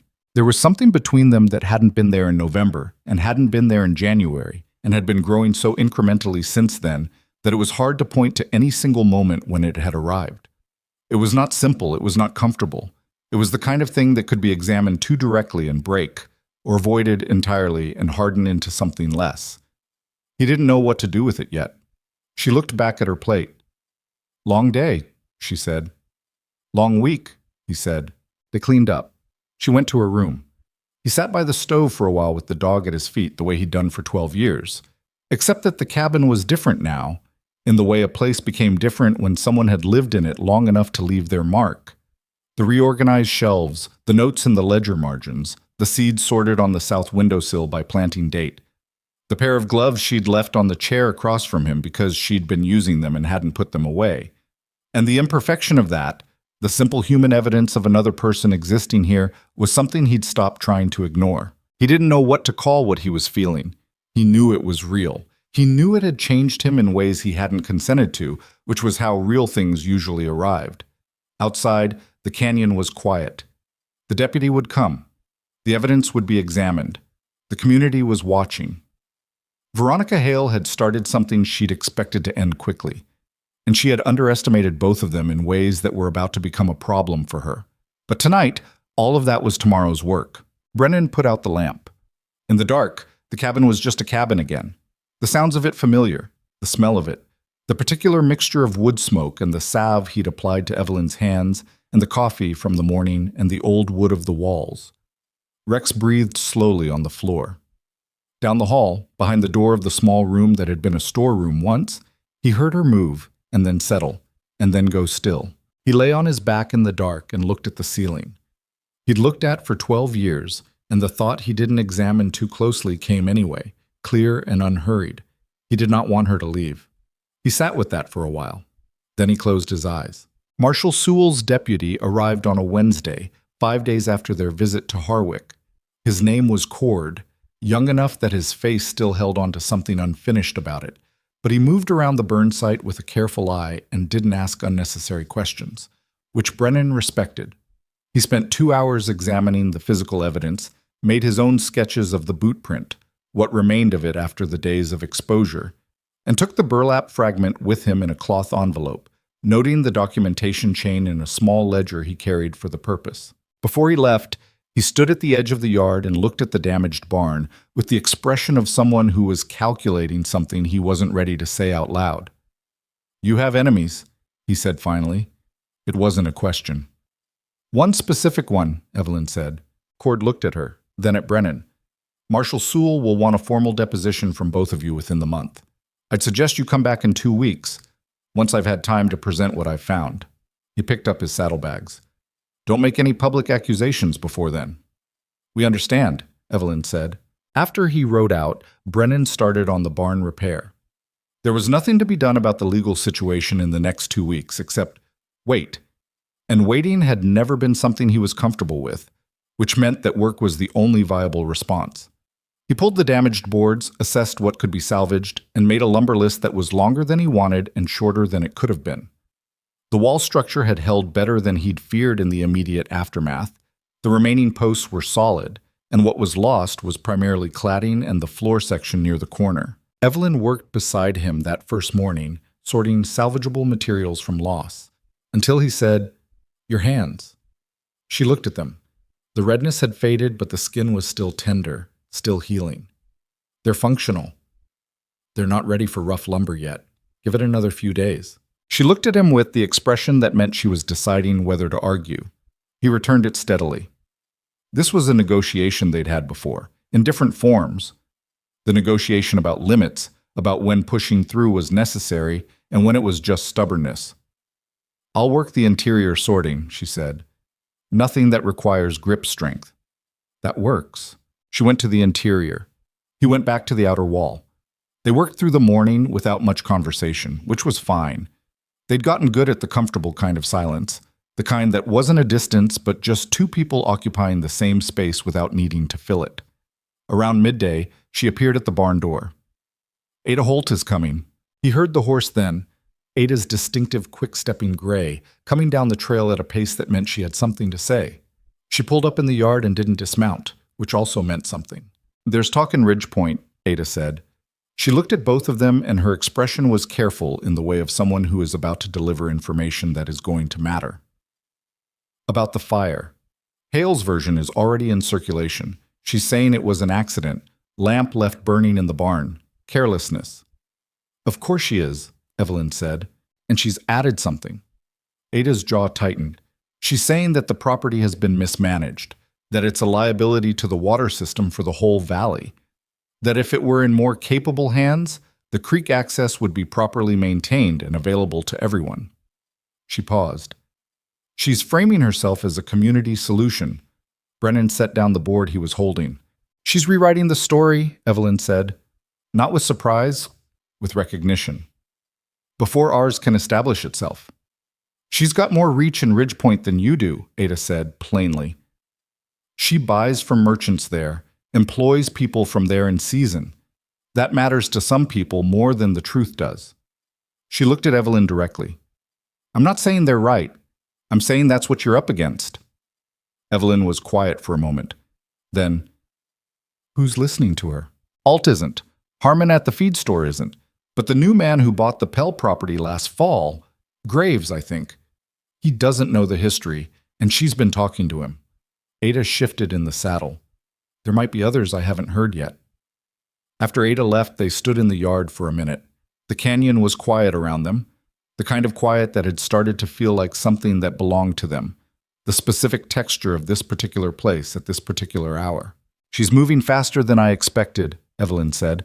"She knows the deputy came. She's trying to get ahead of whatever the marshal's office finds." "Yes." Evelyn turned back toward the cabin. "I need to write some letters." Over the next 3 days, she wrote 6 letters. Brennan knew this because he could hear the pen moving in the evenings after supper, and because she occasionally asked him to confirm specific dates or facts from memory, the exact date of the survey agent's visit, the precise wording of the boundary dispute papers, the date they'd registered the marriage in Ridge Point. He answered each question and didn't ask what the letters were for, because he'd learned by now that she would tell him when it mattered, and that the telling would be more useful once she'd thought it through. On the 4th evening, she spread the letters on the table after supper. "I want you to read these," she said. He read them. The first 2 were to land records offices, one at the county level, one at the territorial level, requesting copies of every filing made by Hale Ranch touching the Cutter Creek watershed in the past 10 years. The request was framed in the specific language of a property rights inquiry, formal and neutral. But the intent was clear if you knew what you were looking at. She was building a complete picture of Hale's activity along the creek over time. The The third letter was to Aldrich, the Boise lawyer, with a summary of the arson and the deputy's visit, and a request for his assessment of whether the survey dispute and the fire could be linked in a legal argument. The fourth letter was to a woman named Clara Prentice at the Territorial Land Commissioner's office. Not an official inquiry, but a personal one, and the tone of it was different from the others. More direct, more familiar. Evelyn knew this woman. Brennan looked up. Who is she? She was a friend of my mother's. She's been in the commissioner's office for 12 years. She knows where records are kept that aren't necessarily easy to find. Evelyn met his eyes. I'm asking her to look at whether there have been other property challenges initiated by Hale Ranch that didn't go through the standard public process. You think there are? I think a woman who is willing to commission arson and spread deliberate misinformation in a community has probably done other things. And things leave records. She tapped the letter. Records don't disappear on their own. Someone has to actively remove them, and that's harder than it sounds. The fifth letter was to Tom Holt, asking him to gather signed statements from the other downstream property holders about their water access history. Specifically, any time they'd been pressured, incentivized, or approached by anyone connected to Hale Ranch. The sixth letter was the one that surprised him. It was addressed to a newspaper in Boise. Not a sensational piece, not a public accusation. A careful, factual account of the property situation in the Canyon District, framed as a question about water rights and frontier land law, and signed with her name. Not Brennan's name. Hers. He read it twice. This is going to make her angry. She's already angry, Evelyn said. This makes her visible. A newspaper article about water rights law isn't going to put her in front of a judge. No, but it starts a conversation that's harder to control than a rumor in Ridgepoint. She folded the letter carefully. She's been working in a closed system. People know what she wants them to know. This opens it. She paused. My father did this once. In the land dispute when I was 17, he wrote a letter to a paper. He was careful about it. Nothing actionable, no direct accusations. Just facts, asked as questions. The effect was that suddenly, other people who'd had dealings with the same opponent started talking to each other. Connections got made. A pattern became visible. Brennan looked at her across the table. The lantern between them threw its familiar light. You've been planning this since before the fire. I've been planning for the possibility of something like this since February, she said. Since Ada came with the first warning, I hoped it wouldn't be necessary. She was straightforward about it, not defensive. I'm not sorry I was prepared. He shook his head slowly. Not disagreeing. Something else. The specific feeling that came when you fully understood the depth of someone's competence for the first time. Not the surface of it, but the actual reach. Send them, he said. She sent them the next morning when she rode to Ridgepoint for supplies. She went alone. Brennan was on a critical phase of the barn repair, and she'd pointed that out practically, and he'd agreed practically, and they'd both understood that the practical reason was also a way of saying that she didn't need him to do this for her. She came back with the supplies, the confirmation that the letters were sent, and a piece of information from Alt that she delivered at supper with a quietness that meant it was significant. Hale's man was in Ridgepoint again this morning, she said. The same one who came with the boundary dispute papers. Brennan looked up, the one Rex reacted to. Yes. She served the food.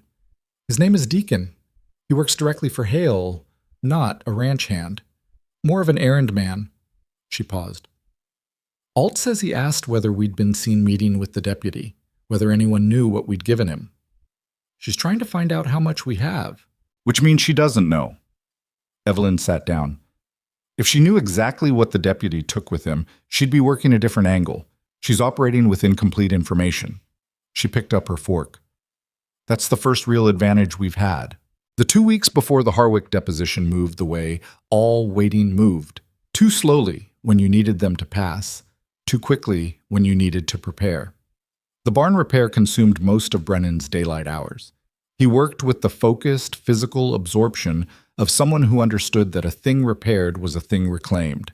And by the end of the second week, the east wall was framed and half-clad, the floor section replaced, the structure no longer looking like evidence of what had happened to it. He wasn't a man who usually found satisfaction in the evidence of his own work. He found it now, somewhat to his own surprise. The planting was also underway. Evelyn managed it in the hours around the supply and documentation work, pulling him in when she needed two people, directing his labor with the specific precision she brought to anything she'd planned carefully. The south field was further along than he'd expected it to be at this point in the season. The bean section she'd designated in the corner with better drainage was already showing first green above the soil. "They're early," he said one morning, looking at the row. "I know." She was pleased, trying not to show it too much. "The soil here is better than the rest of the field. I thought it might be." "You didn't mention that." "I didn't want to make a claim before I had evidence for it." She moved on to the next row. "Now I have evidence." He looked at the green shoots and thought about the account book with its margins full of her handwriting, about the letters she'd sent, about the careful, patient architecture of a person who never claimed a thing until she could support it. "Your father would be proud," he said. He said it before he'd decided to say it, which was unusual for him. She stopped moving for a moment. He saw her shoulders change. A brief thing, a tightening and releasing. And then she was moving again, steady as always. "I think he would," she said quietly. "I think about it sometimes. Whether I'm making the decisions he would have made." "You're making the decisions he taught you to make," Brennan said. "That's not the same thing, but it might be better."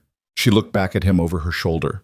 The morning light was on her face, and she looked tired and capable and real, in the way she always looked when he let himself actually look at her, and the thing he'd been sitting with since the night after the fire was right there between them, patient as the canyon. "That's one of the kindest things you've said to me," she told him. "Don't get used to it," he said. She turned away, but he caught the shape of her mouth changing. That almost smile she'd been rationing since November, slightly less rationed now. He went back to work. The deposition in Harwick went for nearly 4 hours. Marshal Sewell conducted it himself, which Evelyn had said on the ride out was a good sign. It meant the deputy's report had elevated the matter to a level that required his personal attention. They sat across a wide desk from him in a room that smelled of old documents and the specific dry warmth of a building that had been heated through many winters. And they answered his questions with the same care they'd put into the written account. Sewell was thorough. He asked about the survey dispute first, its timeline, the papers Hale's agent had brought, the 1879 correction that Evelyn had found. He asked about any previous pressure or contact from Hale Ranch. He asked about the night of the fire in detail that was slightly uncomfortable. The precise sequence of events, who was where, what they smelled and when, what they saw when they reached the barn. Then he set his pen down and looked at them over the desk. "I'm going to tell you something," he said, "not in an official capacity." "All right," Evelyn said. "The burlap fragment your deputy examined. The oil residue on it has a particular composition that's consistent with a specific type of lamp oil not commonly sold in the Canyon District." He paused. "It's sold at the depot in the South Valley, which is where Hale Ranch sources its supply." The room was quiet for a moment. "That's not conclusive," Evelyn said carefully. "No, it's not. But it's a thread." He picked up his pen again. "The boot print cast your deputy made. It's a size that matches a work boot sold by one supplier in the territory. That supplier's records show a purchase in that size by an individual named Deacon, listed as an agent of Hale Ranch, 8 months ago." He looked at her directly. Again, not conclusive on its own. "But together with the survey dispute history and whatever Clara Prentice finds in the commissioner's records," Evelyn said slowly, "it becomes a pattern." Sewell's expression didn't change much, but something shifted in it. "You've contacted the commissioner's office. I've asked a contact there to look at the filing history for land disputes involving Hale Ranch on the Cutter Creek watershed." A long pause. "Has your contact responded?" "Not yet." Sewell looked at Brennan. "You're very quiet." "She's saying the right things," Brennan said. "I don't have anything to add." Something that was almost amusement moved across Sewell's face and disappeared. He made a note. "I'm going to open a formal inquiry into the arson. That's established. I'm also going to recommend that the boundary dispute filing be placed under review pending the outcome of the inquiry, which will effectively suspend it." He set his pen down again. "Mrs. Vale, when your contact in the commissioner's office responds, I'd ask that you bring that information to me directly, not to any other party." "Of course," she said. "And I'd ask you both to continue being careful." He looked at each of them. A formal inquiry creates pressure. Pressure makes people unpredictable. They rode back through the long afternoon. Neither of them spoke for the first several miles, which was its own kind of conversation, the processing kind, where the events of the last few hours settled into their proper weight. "Deacon," Brennan said finally. "Yes." "He was careless, using identifiable materials. He was confident," she said. "He expected it to work. He expected us to take the loss and fold." She shifted on the roan. "Confident people are often careless because they've never had to be anything else." "Hail too. Hail too." She was quiet for a moment. She's never had someone push back the way we're pushing back. Not from this direction. She's used to winning financially or legally, or through social pressure. She's not used to someone who has documentation and is willing to use it systematically. A pause. We're not what she planned for. 3 days after the Harwick deposition, a letter arrived from Clara Prentice. Evelyn read it at this table while Brennan stood by the window. She read it once, then again. Then she set it down with a deliberateness that told him what she'd found before she said a word. "There are 4 other property disputes," she said, "in the last 9 years. All of them on creek access land. All of them resolved in Hale Ranch's favor." She looked up. 3 of those resolutions involved property sales under price. The former owners all left the territory within a year. The 4th involved a legal challenge that was dropped after the challenger's primary witness recanted. She paused. Clara found an inconsistency in the filing on that one. The boundary survey used in the challenge had been amended. The amendment is dated 3 weeks before the challenge was dropped. Clara cross-referenced the surveyor's signature against other documents. The signature doesn't match. Forged. Almost certainly, which means Hale, or someone working for her, falsified a territorial land survey. She pressed her palms flat on the table. That's not a civil matter. That's not a property dispute. That's fraud against the territory. Brennan looked at her. The afternoon light was coming through the window behind him. Rex was at the door, his nose against the gap at the bottom. Something in the air outside had caught his attention. The creek ran its low sound below the canyon. Everything was the way it was every afternoon. "We need to get that to Sewell immediately," he said. "I know." She was already folding the letter back into its envelope. This is what she was afraid of.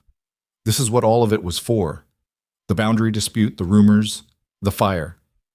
She was trying to shut us down before we found the time and the stability to find this. Her voice was steady, but there was something underneath it. If we'd left, if the fire had worked, if the rumors had broken the community trust we'd built, they didn't. No. She held the envelope in her careful hands, still healing, still marked by what the fire had cost her. They didn't. He crossed the room and sat down across from her, close enough that she'd know he was there without him needing to say anything particular about it. "We should go to Harwick first thing tomorrow," he said. "Yes." She set the envelope on the table. "Brennan." "What?" She looked at him directly, in that specific way she had that meant she was going to say something that mattered and wasn't going to package it carefully. "I need you to know that I understand what this might mean. If we take this to Sewell and it goes where I think it goes, Hale has resources and connections we can't fully map. She may find ways to make this more difficult before it gets better. It may not be—" She stopped, started again. "It may not be clean. I know that. I need to know you're still in this. All the way through, however long it takes." He looked at her. He thought about November, a woman with dark circles under her eyes and raw cheeks from the cold, riding up a canyon trail on a tired horse to knock on a door most people went around. He thought about the note in his coat pocket about the East water pipe, about the almost smile she rationed, about the morning after the fire when he'd said come inside and she'd come, and sitting at the table with her hands in his, he'd understood something about the difference between a person you were obligated to and a person you didn't want to lose. "Evelyn," he said, "when have I given you the impression that I fold?" She held his gaze for a moment. Then she made a small sound. Not quite a laugh, but something that started the same way. "You haven't," she said. "I just needed to hear it." "You heard it." They rode to Harwick the next morning with Clara Prentice's letter and a copy Evelyn had made of the key documents it referenced. Sewell read the letter in his office while they sat across from him, and his expression moved through several things in the space of 2 minutes: assessment, recognition, and then a final settling into something that was serious in a way his usual serious wasn't. "This is the commissioner's office, not a private citizen," he said. "Yes," Evelyn said. "A falsified territorial survey is a criminal act under territorial law. It triggers an automatic review process at the federal level if the marshal's office substantiates the claim." He set the letter down. "If this is what it appears to be, this matter goes well beyond your property dispute." "I know," Evelyn said. "Mrs. Vale." He leaned forward slightly. "I'm going to ask you something, and I want a direct answer. Do you have enemies other than Hale Ranch? Anyone who might want to muddy this water by contesting the integrity of these documents?" "No," she said. "We have neighbors who are cautious, and a cattle baron who wants our land, and that's the extent of it." He studied her for a long moment. "You understand that once I move forward with this formally, I can't control the pace of it. These things take on their own momentum." "I understand. Take it forward." Sewell looked at Brennan, who had been sitting in the same steadiness he'd held through the whole meeting. "You agree?" "She speaks for both of us," Brennan said. "She's been right about everything else." Something crossed Sewell's face that wasn't quite a smile, but was in the neighborhood of one.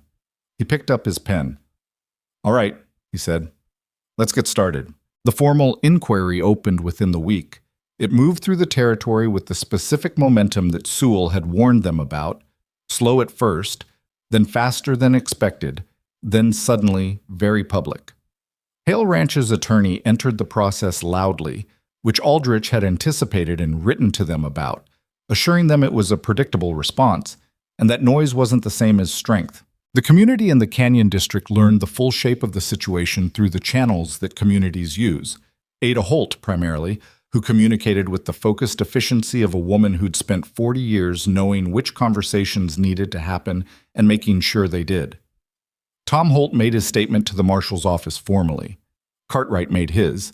Two of the former property owners who'd sold underpriced to Hale Ranch were located by Sewell's office and agreed to speak. The newspaper letter that Evelyn had sent to Boise ran 6 weeks after she'd sent it, which was slower than she'd hoped but still within the window where it mattered. It appeared on the front page of the Land and Territory section, framed as a question about water rights policy, and within 2 weeks 3 other papers in the territory had picked up the story, and the question had become a conversation. And the conversation had found its way back to the specific facts of Hale Ranch and the Cutter Creek watershed and a falsified survey. Veronica Hale did not respond publicly, which was, Evelyn said when she read the papers, more telling than any statement she could have made. "She's calculating," Brennan said. "She's cutting losses," Evelyn said, "calculating what she can still protect and what she has to let go." She folded the paper. "She thought we were the weakest point in her operation. She was wrong, and now that's visible to everyone who matters." She set the paper on the table. "She won't recover from that. Not completely." The morning after this Boise paper arrived, Brennan woke early.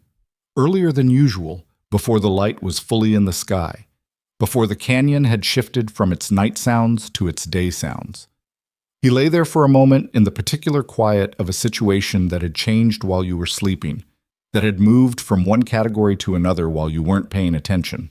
Then he got up, put the coffee on, and stood at the window. He heard her door and her step, and then she was there beside him at the window with her cup, looking out at the canyon in the early gray light. The creek ran below. The walls of the canyon were dark stone against a lightening sky. "It's almost over," she said. "Not quite yet." "No." She looked out. "But almost." He looked at her profile. The months had changed her. Not aged her, but settled her. The desperate steadiness of November had become something more grounded. She looked like someone who'd been tested and had come through it with a more accurate knowledge of herself than she'd started with. He thought she probably looked the same to her. "Evelyn," he said. I want to say something." She turned to look at him. She had the alert stillness she got when she sensed the conversation was going to matter. He'd been practicing this, imperfectly, in the way that someone who was not built for this kind of speech practiced something that didn't come naturally. He'd run through various versions in his head over the past weeks, articulate versions, concise versions, versions that were honest without being excessive. In the end, standing here in the early light, the only version that came was the plainest one. I know this wasn't what either of us planned, he said. What we started with wasn't what this has become. I'm aware of that. He looked at her. And I want you to know that I'm glad it became this, whatever it is. He stopped, because the words were running out in the specific way they always did when something mattered too much. I'm not easy. I know I'm not easy. But I'm in this. All of it. Not because of your father's letter, because of you. She was very still. Then she set her cup down on the windowsill and looked at him with the expression that wasn't rationed at all, open and real, and something he had no word for except that it was the truest thing he'd seen in a very long time. I know, she said quietly. I've known for a while. You might have mentioned it. You weren't ready. The almost smile. I was waiting. He looked at her. Is that right? I'm patient, she said. You've noticed. The light was coming up in the canyon now, the first of it touching the top of the walls, the stone going from dark to amber in the way it did every morning. Rex appeared at the interior door, looked at both of them, and went to his bowl. The coffee's ready, she said. I know, he said. Neither of them moved for a moment. Then they poured the coffee, and the day began, and outside the canyon held its light. The formal hearing took place in Harwick on a Thursday in late June, 6 weeks after Sewell had opened the inquiry and roughly 8 months after a tired woman on a tired horse had come up the canyon trail and knocked on a door she had no guarantee would open. The territorial hearing room was a plain, high-ceilinged space that smelled of sawdust and paper and the particular staleness of a building used for official purposes.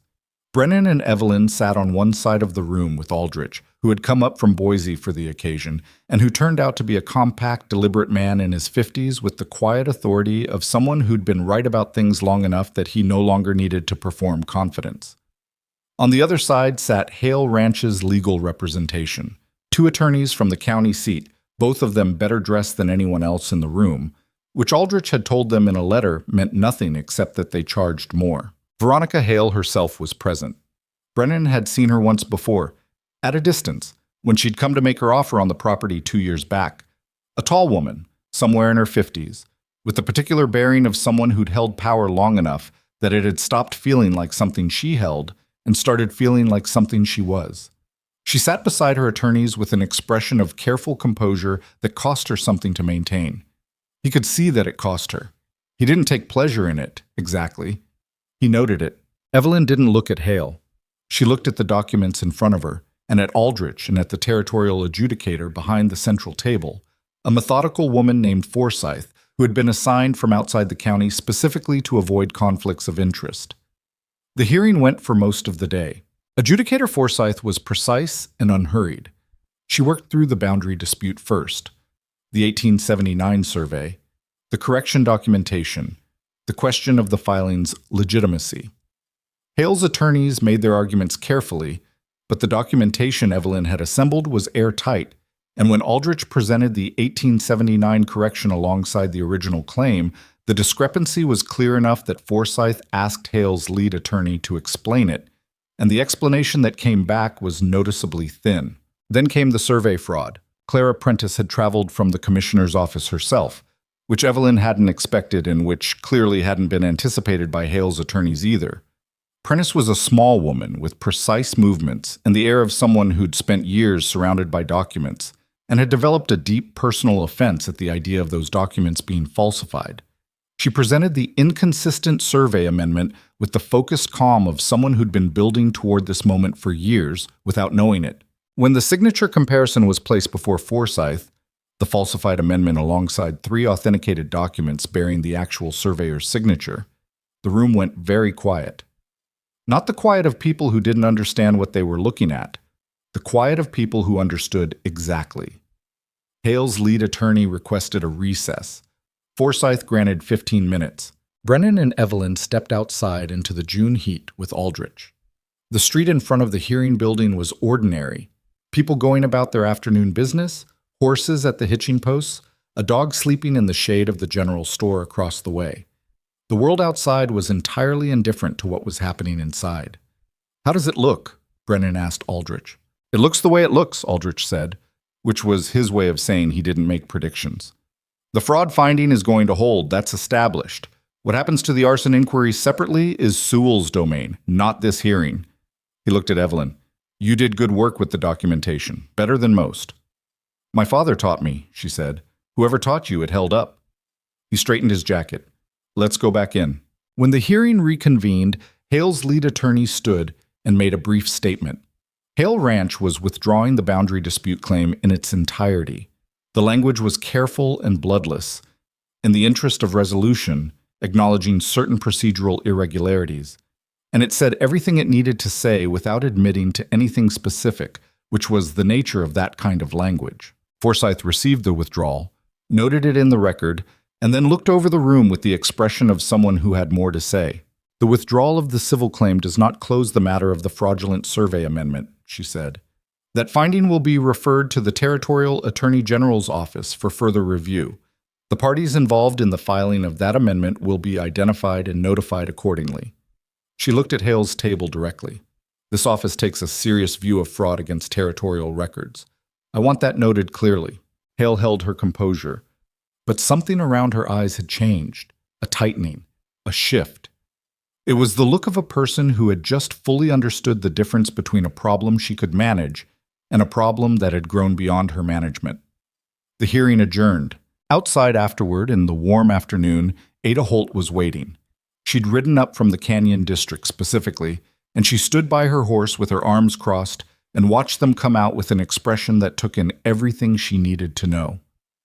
Well, she said. The dispute is withdrawn, Evelyn said. The fraud finding goes to the Attorney General. Ada was quiet for a moment. Then she nodded once, in the deep way of someone who's been waiting for the right outcome for a long time. Good, she said. That's the right result. She looked at Brennan. Tom says you should come for supper sometime, both of you. He's been saying it since February, and I keep forgetting to relay it. Tell him we will, Brennan said. Tell him yourself. That's why we have horses. She mounted and looked down at them. Come soon. We've earned a meal that isn't about any of this. She rode off. Brennan and Evelyn stood in the street for a moment, and the afternoon moved around them. The ordinary Thursday business of a frontier town, people who didn't know and didn't need to know what had just concluded inside that building. It's done, Evelyn said. Most of it. The arson inquiry will take longer. Deacon's name is in the record. Hale's attorneys will try to contain it. She paused. But it's in the record. It doesn't go away. He looked at her. She was tired. The good kind of tired. The kind that came after something finished rather than the kind that came from something unresolved. Her hands were fully healed now, no trace of the fire damage visible except if you knew to look. She was standing in the June light of a street in Harwick, with her hair slightly undone from the day and her coat over her arm, and the expression of a person who had just done a hard thing completely. Let's go home, he said. She looked at him when he said it. The word home landed between them with its full weight. Not casually, not without meaning. He'd said it deliberately. She knew that. Yes, she said. Let's go home. The ride back through the canyon country in the long summer evening was different from every ride they'd made before it. The urgency was gone. What was left was the land itself, the stone walls catching the last of the light, the creek audible below the trail, the particular smell of a June evening in Idaho that was dust and sage and something green underneath both. Brennan had ridden this trail in every season for 12 years. He knew every turn of it. He'd never noticed, before this particular evening, how much he'd wanted someone to ride it with. Veronica Hale left the territory before August. It happened without announcement.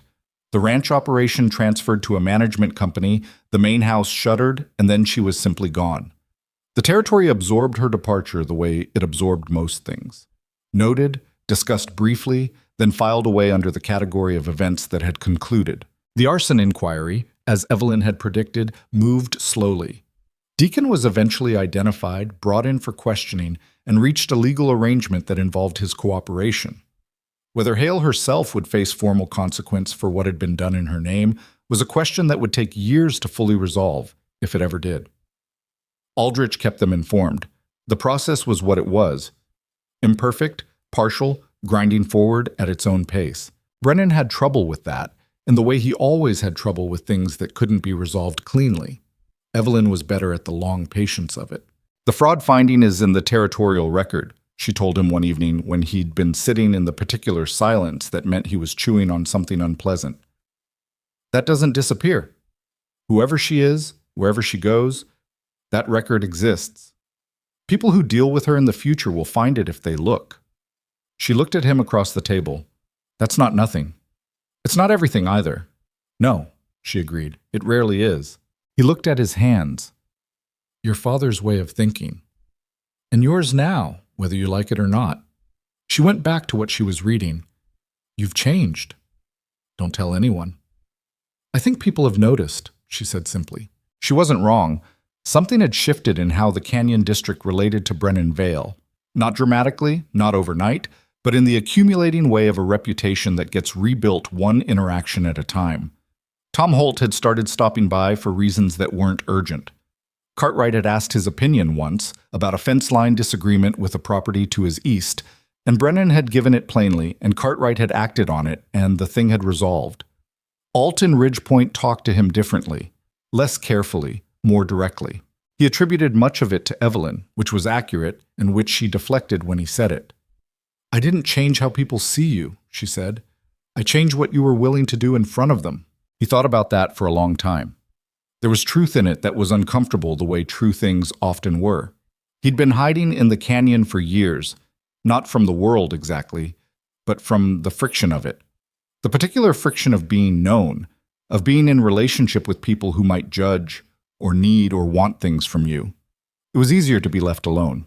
Easier and slower and smaller than he'd quite admitted. She'd arrived and made retreat unavailable. Not by force, just by being there. Needing things, offering things, pulling him incrementally into a life that involved other people, whether he was ready for it or not. He was not going to tell her she'd rescued him. He had too much pride for that, and also it wasn't quite right. Rescue implied he'd been helpless, and he hadn't been helpless. He'd been stuck. There was a difference. She'd unstuck him. He could acknowledge that internally.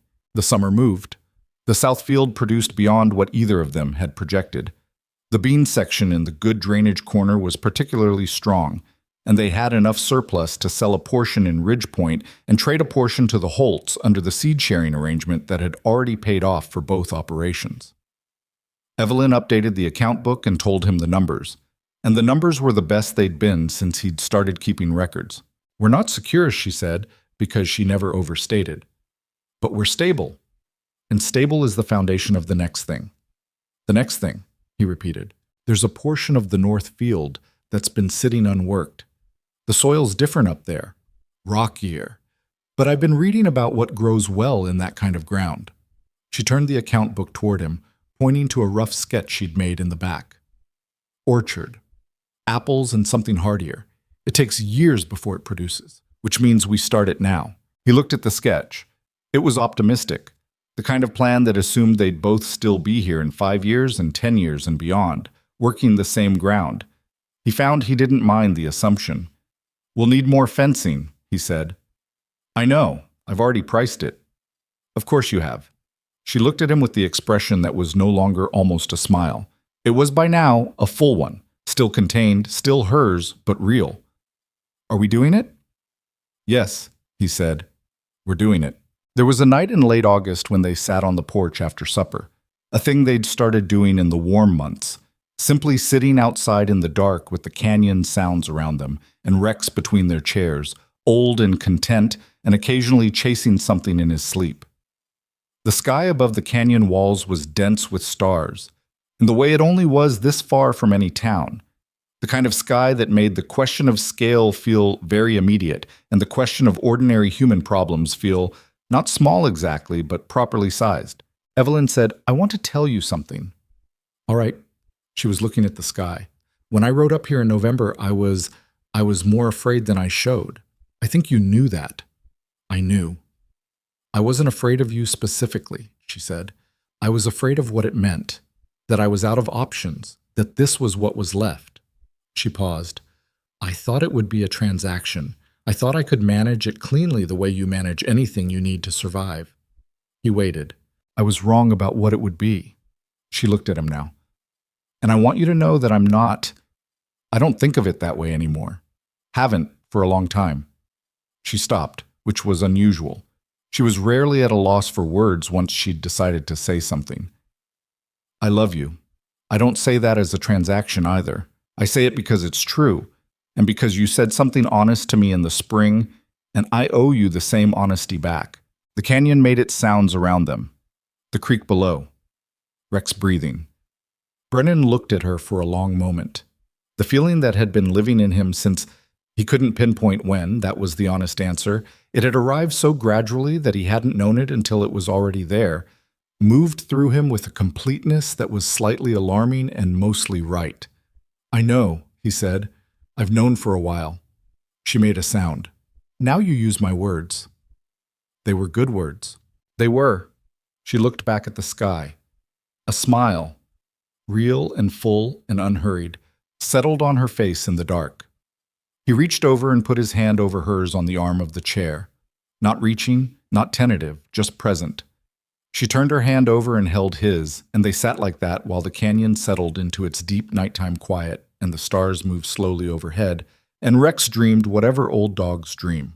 He thought about Thomas Mercer writing a letter in the morning before he died, about the specific faith it took to hand your child's future to someone else's character and trust that the character would hold.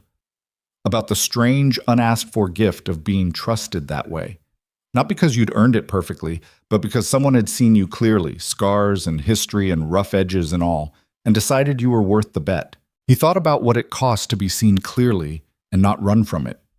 He'd spent 12 years in this canyon getting very good at not being seen, and then she'd arrived and looked at him without flinching and waited with her particular patience until he'd stopped performing the solitude he'd convinced himself he needed. He wasn't a different man. That was the thing he'd needed to understand. The version that had existed before November hadn't been wrong exactly, just incomplete. He was the same man with more of himself available, more willing to be in the world, to be known by it, to let it cost something. That was her doing. Not by design, but by presence, just by being a person who showed up fully and didn't leave. It wasn't a comfortable lesson, the best ones rarely were. The fall came, and with it the work of preparation that the canyon required. Firewood, stores, the winterizing of the repaired barn that now stood solid against the east wall, the new section of siding slightly lighter in color than the old, the evidence of the fire visible only if you were looking for it. Brennan had left it that way deliberately. He wasn't sure why exactly. Some instinct about not pretending that hard things hadn't happened. Evelyn had understood without being told. She'd looked at the new siding once, when it was finished, and said nothing. That was enough. In October, 2 families in the Lower Canyon came to them separately with problems. The Brenshaws had a water access dispute with a new settler who'd moved in upstream and redirected a secondary channel. Legal enough on its face, but practically devastating for their stock in a dry year. The other family, the Devereaux, had a sick child and a husband laid up with a broken arm, and the harvest half done and the weather turning. Brennan helped the Devereaux with the harvest. 3 days, working alongside the Devereaux's eldest son, a boy of 16 who was trying hard to hold something together that was too heavy for him alone. Brennan didn't say much. He worked. On the 3rd day, when the last of it was in, the boy looked at him with the expression of someone who wasn't sure how to say the thing they needed to say. We're grateful, the boy finally managed. It needed doing, Brennan said, which was all he knew how to offer, but the boy seemed to understand it as the thing it actually was.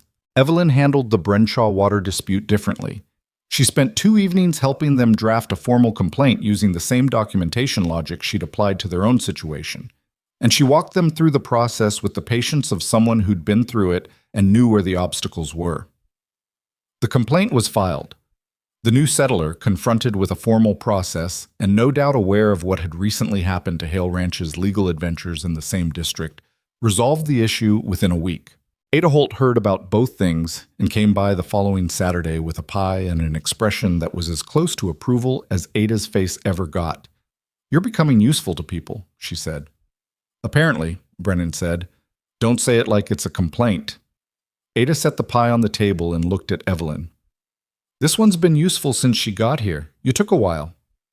I did, he agreed. Ada looked between them with the sharp, satisfied eye of a woman who'd seen this particular development coming long before either of them had. Tom says, come for supper Sunday. We'll be there, Evelyn said. After Ada left, Brennan stood in the middle of the room for a moment. Rex was at his feet. The cabin smelled of the pie and the wood smoke and coffee, and the particular mixture that was just the smell of the place. Inhabited, worked in, lived in. Not a homestead barely holding on. A home. Evelyn was at the table writing something, always writing something, and she looked up and found him standing there. What? She said. Nothing, he said. Just this. She looked at him. She understood what he meant because she'd gotten good at understanding what he meant, even when the words ran short, which was often. She looked back at her paper. Yes, she said quietly. This. He poured himself a cup of coffee and sat down across from her. Outside, the October wind moved through the canyon in its familiar way. Not the January cold that pressed and demanded, but the fall kind. The kind that had a smell to it. The smell of things changing and preparing and getting ready for what came next. He'd spent 12 years in this canyon, believing that getting through each winter was its own sufficient accomplishment. Survival as the goal, solitude as the method, the canyon walls as the definition of his world. He understood now that survival was only the floor. What you built on top of it was the actual question. What kind of person you were willing to be once staying alive wasn't the only thing requiring your attention. Thomas Mercer had known that. Had written it in a letter his daughter carried 100 miles on a tired horse, delivered to a man sitting alone in a canyon who had stopped asking himself what more was possible. The man on the other end of that letter had needed more time to catch up. He was catching up. Evelyn's pen moved across the page. Rex sighed in his sleep. The wind ran its hand along the outside wall, familiar and honest, and the fire held against it the way it always had. Not perfect, not without effort, but steady. Steady was enough. Steady, it turned out, was everything.